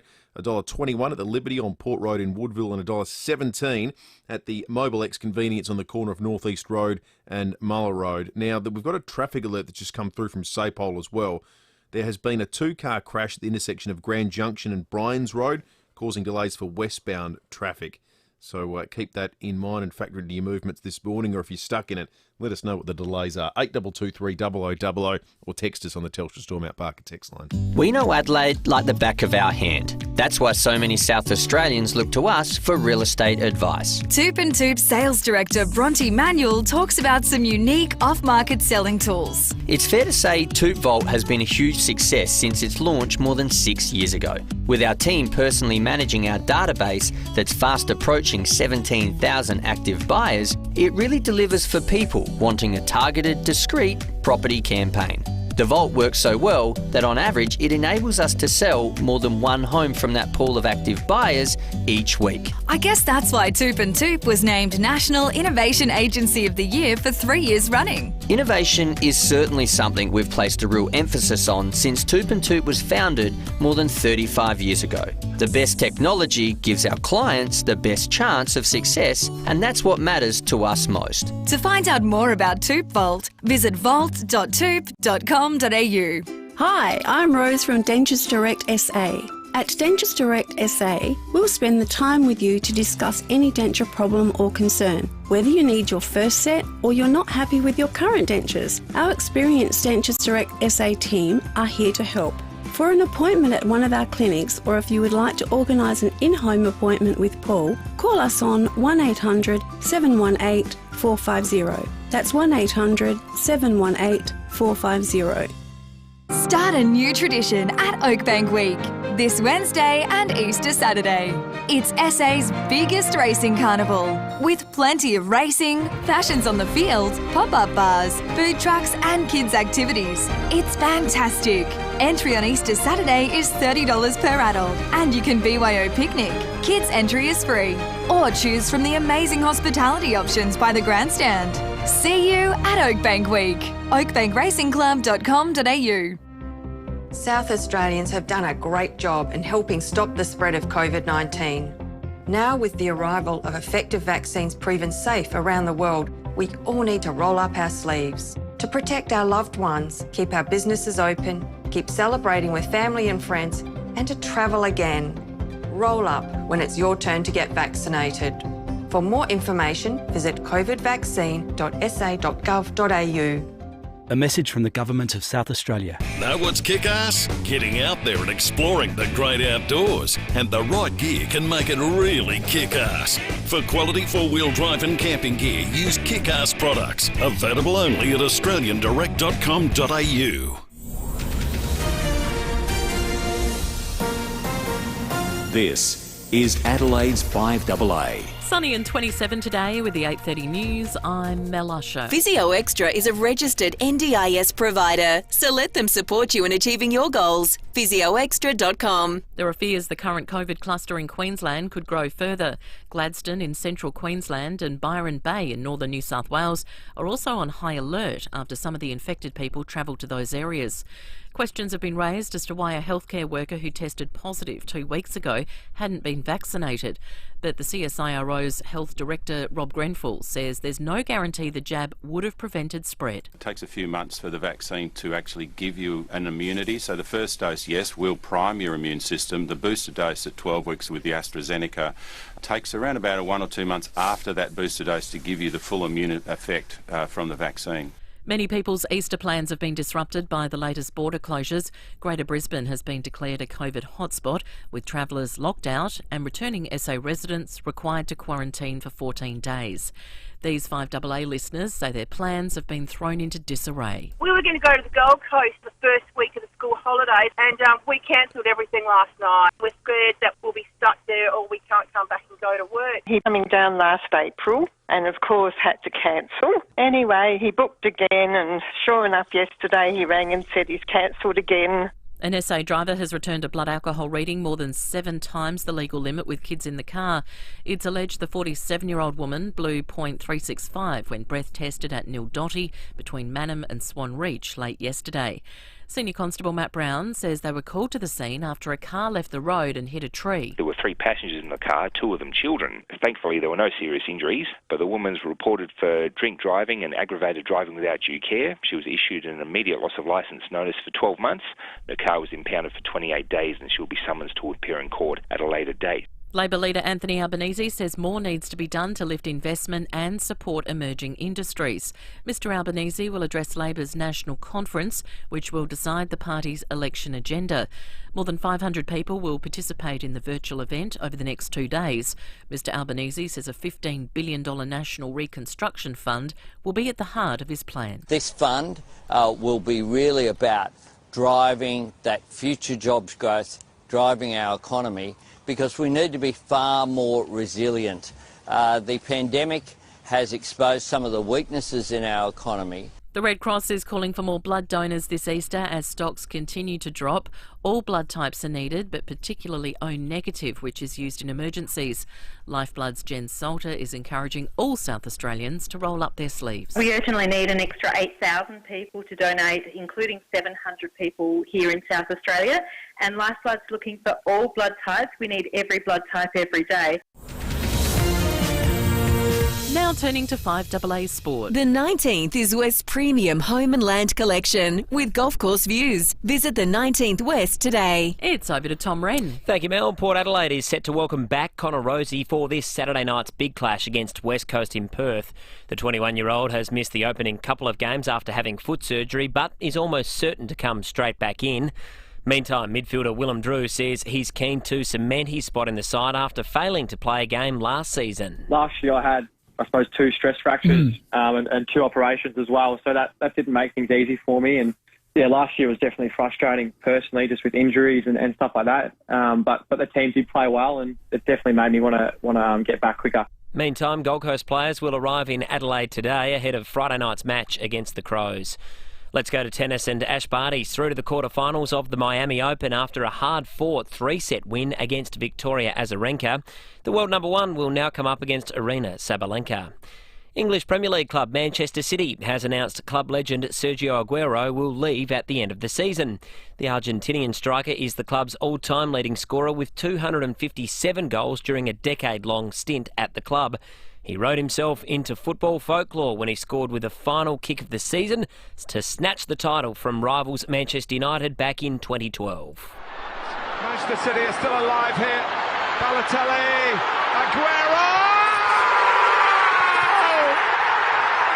I swear you'll never see anything like this ever again! It was magical stuff. That was Martin Tyler. What a voice. Meantime, striker Robert Lewandowski will miss Poland's World Cup qualifier against England because of a knee injury. And that's the 5AA Sport. Now checking 5AA traffic. Dave Potter's Mad March demo clearance is on now, with huge savings and factory bonuses across the Got a range. smash in Northfield, Grand Junction Road, Hampstead Road, with delays from Sutolts Road, Tatachilla Road, Main South Road. Tatachilla slow at the intersection. We've got busy traffic around the freeway citybound from the tunnels for those roadworks, and the Port River Expressway struggling. Save over 20% on selected memberships and get motivated with Good Life from as little as $13.99 per week. Ends tomorrow. Visit goodlife.com.au. T's and C's apply. Adelaide's most accurate traffic on 5AA. Now the 5AA forecast. Make sure you and your car stay cool with aircon and cooling services. Call 1300 Automasters. 27 sunny today, sunny tomorrow 29, then up to 31 on Thursday. Right now it's 16 degrees. More news as it happens on 5AA. Get up to $100 instant cash back on top tyre brands at Bob Jane T-Marts. You're listening to 5AA Breakfast. David Penberthy and Will Goodings. 24 minutes to 9. If you bought a ticket in the Hospital Research Home Lottery, you might want to listen up. Certainly if you did it early. The early bird prize is a Mercedes-Benz and $200,000 cash. We're giving it away in the next 10 minutes on 5AA Breakfast, so stay listening. That's coming up very, very shortly. But first, we're off to Brisbane. Bryce Heaton has, I think he was on holiday for 9 News. Turns out it's going to be somewhat extended because he can't get home. Bryce, good morning to you, mate. I'm not sure we quite got you there, Bryce. Sorry, mate, you got me? Oh, that sounds better. Now we've got you. We thought the Russians had got you again, Bryce. How's life in Brisbane? Yes, mate. Yeah. So I was here on holiday visiting family. I'm an adopted South Australian, so I'm a Queenslander by trade. And I'd come to see family, and then news of the Brisbane lockdown broke yesterday. So I scrambled to change the flights and come home a little bit early. However, when I was in line at Brisbane Airport, the news came through about Stephen Marshall bringing the wall down at 4 o'clock. Now, my flight was supposed to land at 4:45. So having a chat to my news director, Jeremy Pudney, who just made the decision to stay in Brisbane rather than do the 14-day lockdown. But then it turned out that the people that were on that flight were indeed allowed to come into the state, and I believe don't have to do the 14-day isolation. No. I would have been okay, but I think we made the right decision given the circumstances. But it was honestly chaos in the line. There were quite a lot of people waiting to check in that were going to Adelaide, and quite a lot of them hadn't heard the news and were obviously quite surprised that this had happened. So there was, there were people asking me what was going on. There were people calling loved ones, trying to figure out whether to get on the plane or not. Obviously, a lot of people trying to get back to Adelaide, and some people heading up, trying to get back. And obviously, this has ruined a lot of people's holiday plans for Easter as well. Yeah. So, Bryce, for you personally, so were you there on your own, or were you there with your partner? Have you got kids? Like, where are you staying now? What's the go? No, I'm pretty lucky. So I feel like I'm at university again. I'm staying with my folks. So it's a nice little extended break, but I'll be back at the coalface, but I'll just have to do it from Nine's Brisbane offices. So did it work out, Bryce, that you effectively went from about to board a plane to come home to reporting on the story at the scene? Yeah, pretty much. I had a bit of a discussion with the office back in Adelaide with Perry Street, and instead of trying to get on the plane, I decided to throw on a business shirt, and I knocked off a couple of interviews with my iPhone and shot a bit of overlay, and I even did a story for our afternoon news at 5. Well, now, the reason I ask, I mean, surely that then doesn't count as a leave day, does it? I mean, you've worked that day. Yeah, exactly. Yeah, we've already talked about it, so it's all good. Good. So you're in lockdown though, mate. Like for 3 days, aren't you? Like I presume your folks live inside Brisbane. Yeah, correct. So my parents live in Brisbane. They got enough toilet rolls? Yeah, no issues on that front. That's good. So I'm pretty lucky that my folks are happy to have me back, and I had to get Mum to turn around and come back to the airport and pick me up a couple of hours after she dropped me off. So, but it's a very balmy day in Brisbane, so it's nice. It's nice to be here. But unfortunately, there's not a great deal I can do for 3 days. How long had it been since you'd seen your mum and dad, mate? It was about probably 6 to 8 weeks ago since I last came to Brisbane, and then before that, I think it was about October. And obviously, coming home or coming back to Brisbane, I should say, Adelaide is my home, but it was a bit patchy last year. So I'm just happy. I'm happy to have been able to have got back in.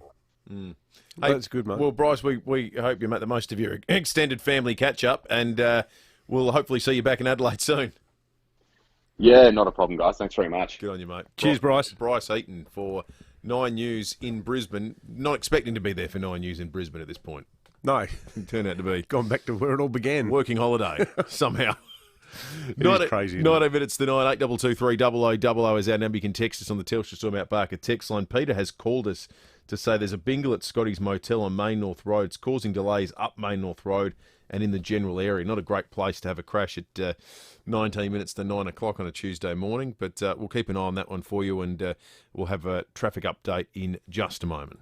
Fresh nuts, mouth-watering chocolates and eye-popping Easter gifts. G'day, I'm Brett Charlesworth, and there are 3 irresistible reasons to include Charlesworth nuts on your Easter shopping list. If you're a connoisseur looking for the absolute best and freshest nuts and can taste the difference, then give us a try. Share them with your guests or give a Charlesworth Easter gift and watch their eyes light up. 11 family-owned South Aussie stores, or shop online right now and get it delivered. Why Charlesworth? Because fresh nuts taste better. G'day, Tom Wren here. March is Epilepsy Awareness Month, and the Epilepsy Centre here in SA receives no government funding for family support and the education and training they provide across the state. If you want to support them and the 63,000 people living with epilepsy in SA, take a minute to sign the Epilepsy Centre's petition for state government funding, or purchase a $60 lottery ticket for a chance to win $40,000 cash. Go to epilepsycentre.org.au, licence M13978. You might think having thousands of pals is excessive,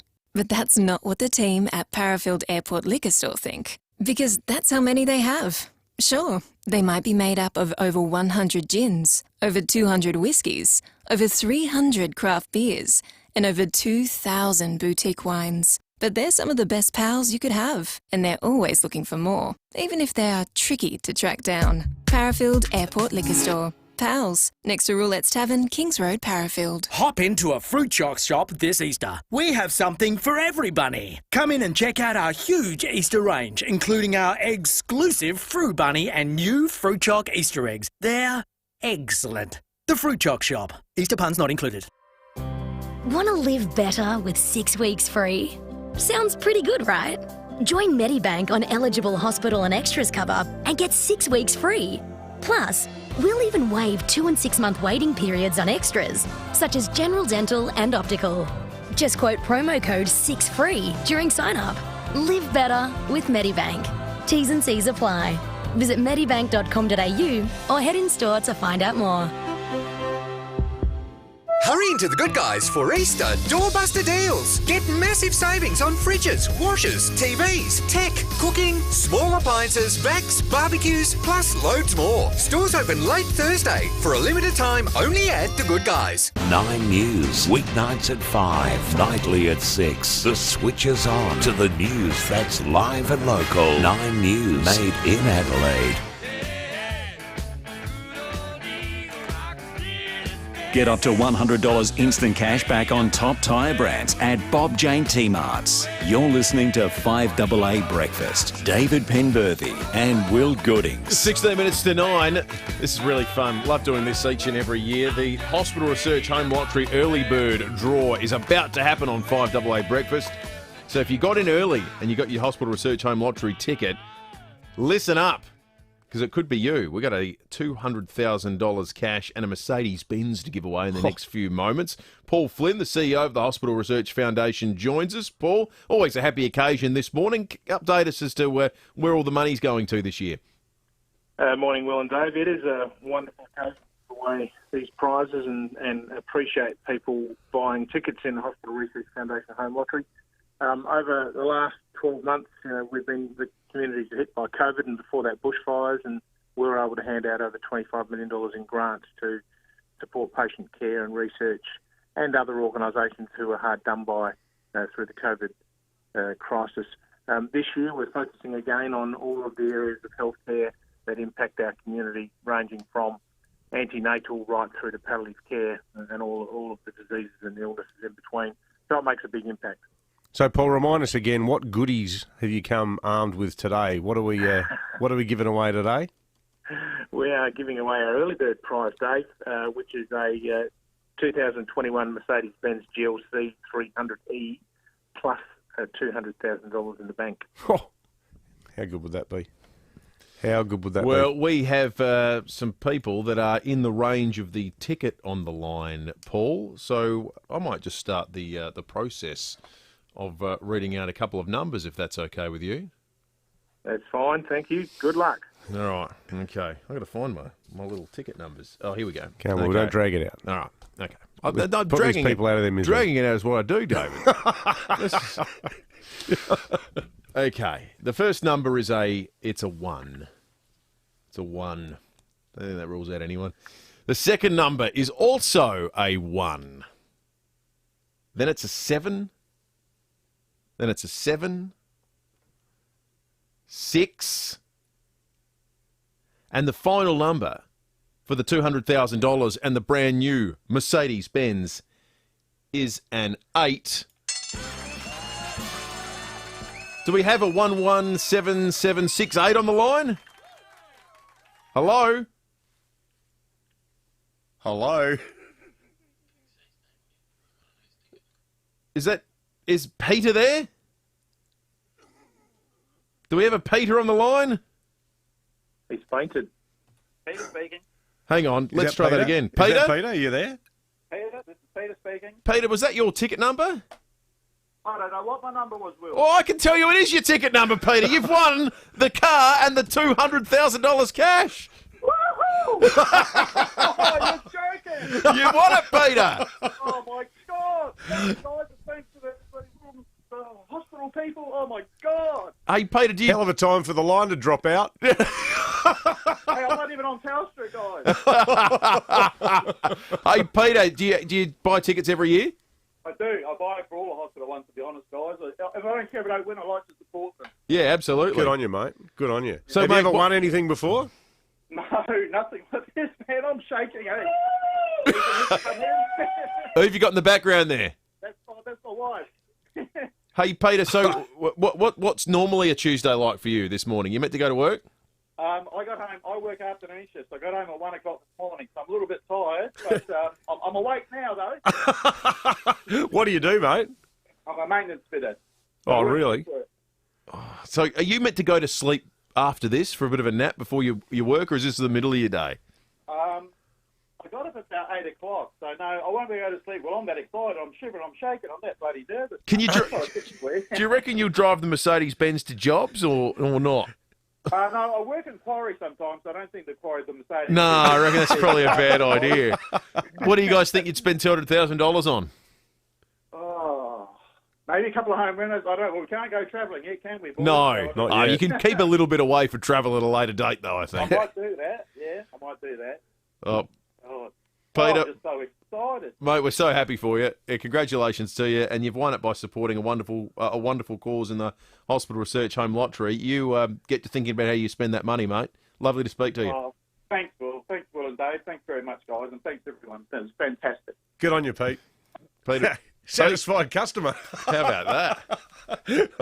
I was just thinking, what is going on with the damn phones? Yeah, we're having one of those days, aren't we? It's 11 minutes to 9. Let's check traffic thanks to Dave Potter. Their Mad March demo clearance is on now with huge savings and factory bonuses across the range. Smashes Northfield, Grand Junction Road, Hampstead Road, delays from Sutholts Road, Tatachilla Road, Main South Road, Tatachilla slow at the intersection, Southern Expressway South Road busy and the freeway citybound from the tunnels as well. Want to get Foxtel so you don't miss a minute of the action? Get every game of the NRL and AFL premiership seasons with no ad breaks during play. Search Foxtel or call 131787. Adelaide's most accurate traffic on 5AA. Why choose Bupa? Because you'll get 6 weeks free when you join on eligible products. 6 weeks free. That's 42 days free health insurance, or 1,008 hours free, or 60,400. Well, you get the point. Plus, we'll waive the 2 and 6 month waiting periods on most extras. Search Bupa 6 weeks free to find out more. Bupa, because life happens. T's and C's apply. You can't go past IGA for hundreds of weekly specials right across the store, like Schweppes 4x300ml varieties, $2.85, half price, and V Energy 4x275ml selected varieties, $6.50. Now at IGA. Offer ends March 30. Participating stores only. The way Australian businesses access business NBN fibre has changed for good. With our fastest ever wholesale symmetrical speeds and a wide choice of providers, we're making business fibre more accessible in more locations than ever to improve high-speed connectivity right across Australia. To find out more, search Business NBN Fibre today. The new Nissan Navara has landed. Get a new Nissan Navara SL 4x2 single cab manual from only $32,990 drive away for ABN buyers. Head to your Nissan dealer for a test drive. T's and C's apply. Get up to $100 instant cash back on top tyre brands at Bob Jane T-Marts. You're listening to 5AA Breakfast. David Penberthy and Will Goodings.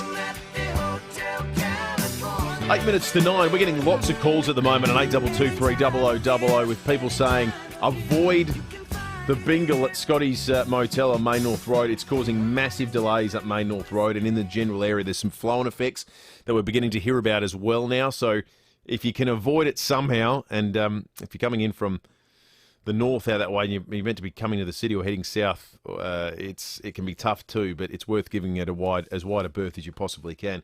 All right, thanks to Aussie Fast Transport Solutions, Interstate Freight Distribution, Warehousing and local Adelaide couriers. Call Aussie Fast 13 13 64. It's time to go behind closed doors. And when we get behind closed... You're listening to 5AA Breakfast. David Penberthy and Will Goodings. And welcome back to 5AA Breakfast here. David Penberthy, welcome back to you too. Yeah, g'day Will, how you going? Oh, I'm really well, David. Can feel a laugh coming on. Well, don't laugh too raucously, David, unless it's really funny. Yeah, that's right. Because if you do, it might sound slightly out of place. Yeah, okay. In fact, it might be better to tone it down to the well-known wheezy laugh. Yeah, that's more appropriate. Yep, got it. I think the magnitude of the laugh should be appropriate to the subject matter. Yeah, that makes sense. Later on in the morning, we'll be looking at what's happening on the Mixed Breakfast Show. Now, that was entirely appropriate. Yeah, I reckon you're right. But on some occasions, I think it's better to go with my own understated laugh. Oh, yeah, what does that sound like? Well, it's like that. All right, doesn't really sound like you're very amused, though. Well, let's face it, there's not that many things worthy of a big laugh. No, I suppose not. Otherwise, we'd be laughing at the slightest little thing for 3 hours. And that would be a waste of valuable time we could be using for more important things. Oh, yeah, like what exactly? Well, like Tom Wren. Oh, yeah. And he joins us now to show us how he laughs. Oh, good. Show us your laugh, Tommy. Oh, that's a pretty subdued laugh for a permanently happy-go-lucky guy. Yep, it is. Do another one, Rennie. Yeah. Yeah. Yeah, thanks for joining us, Tom. Yeah, good on you, Tommy. All right, time to move on now that we're all laughed out. Yeah, that's right. Well, almost. I'm trying not to you laugh. feel subconscious. I'm trying not to self-conscious. Hey, we have not followed through in one of our duties this morning. We have a $100 Wohlers gift card to give away, and we've been receiving all morning entries from people that have been suggesting what they would like to be nominated as the Prime Minister of. Follow after the Prime Minister yesterday said this. Minister Payne will effectively become the leader of that group of women. She is effectively, amongst her female colleagues, the Prime Minister for women. He made Maurice Payne the Prime Minister of Women. I didn't even know that was within the remit of the Prime Minister. But Or within the Constitution. I'm pretty sure it's not, but he did it anyway, and so that's good enough for us. So we're asking you this morning, what should you be made the Prime Minister of? And we'll put your suggestion through to Scott Morrison, but in the meantime, we'll give the best one a $100 Wohlers gift card. There's still time if you'd like to call in, 8223 0000, or text us on the Telstra Stormount Barker text line. The other big thing that happened throughout the morning was we crossed live as KG, our very own Ken Cunningham, was vaccinated on the program. Lucy Loken was there. People watched it live on the YouTube and Facebook live streams. I like that Lucy, you were consoling him by patting him on the back like he was a puppy at the vet. He was so nervous. He's really not a big fan of needles, and he was a bit shaky, and he did really well.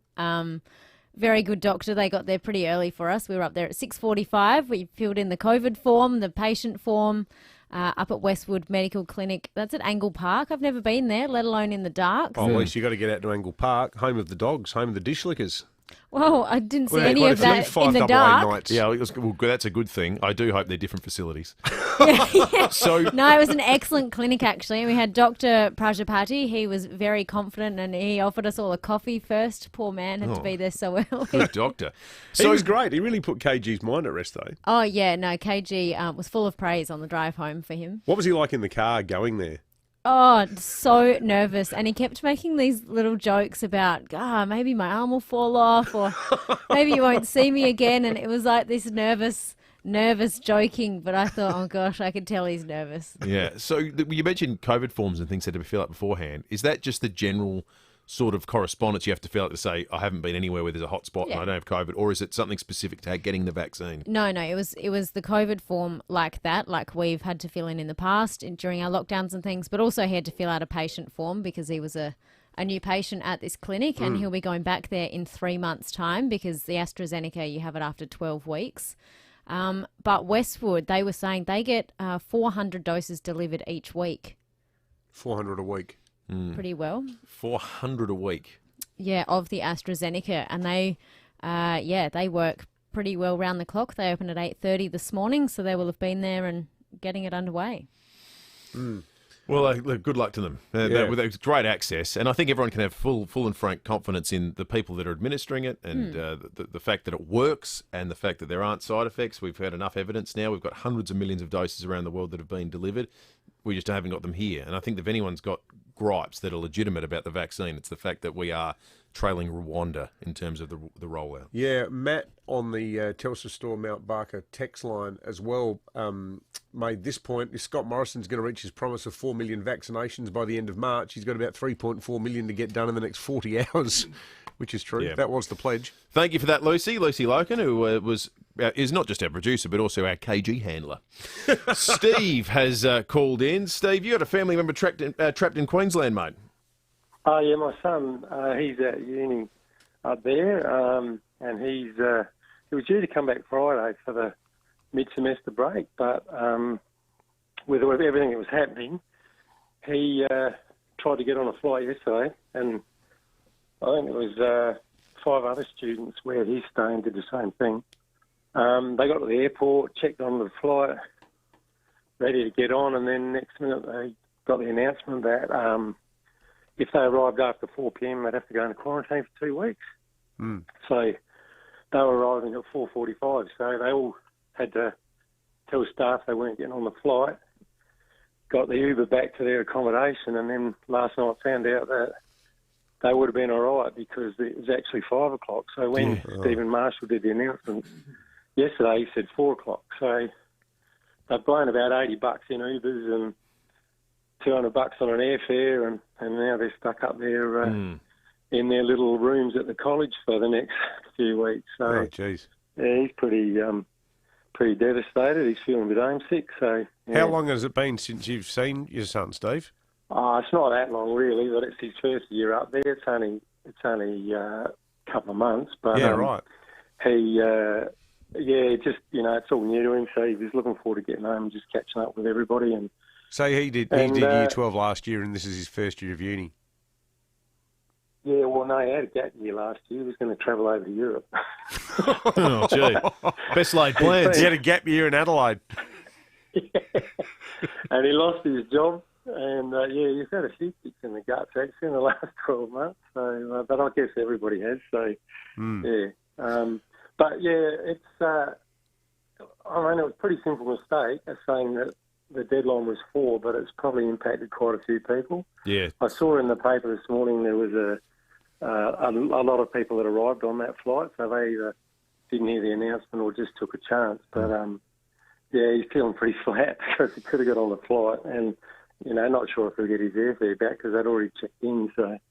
Geez. Oh, hopefully they do. I think sometimes the airlines have been given to being compassionate at the moment. You hope this is one of those cases. Steve, thank you, mate. Really appreciate you calling in. Big thanks to everyone who called in to tell us their tales of family members that couldn't get back for Easter. There's so many people are affected by a lockdown like this. We hope it ends as soon as possible. Transition Committee will meet a little bit later today.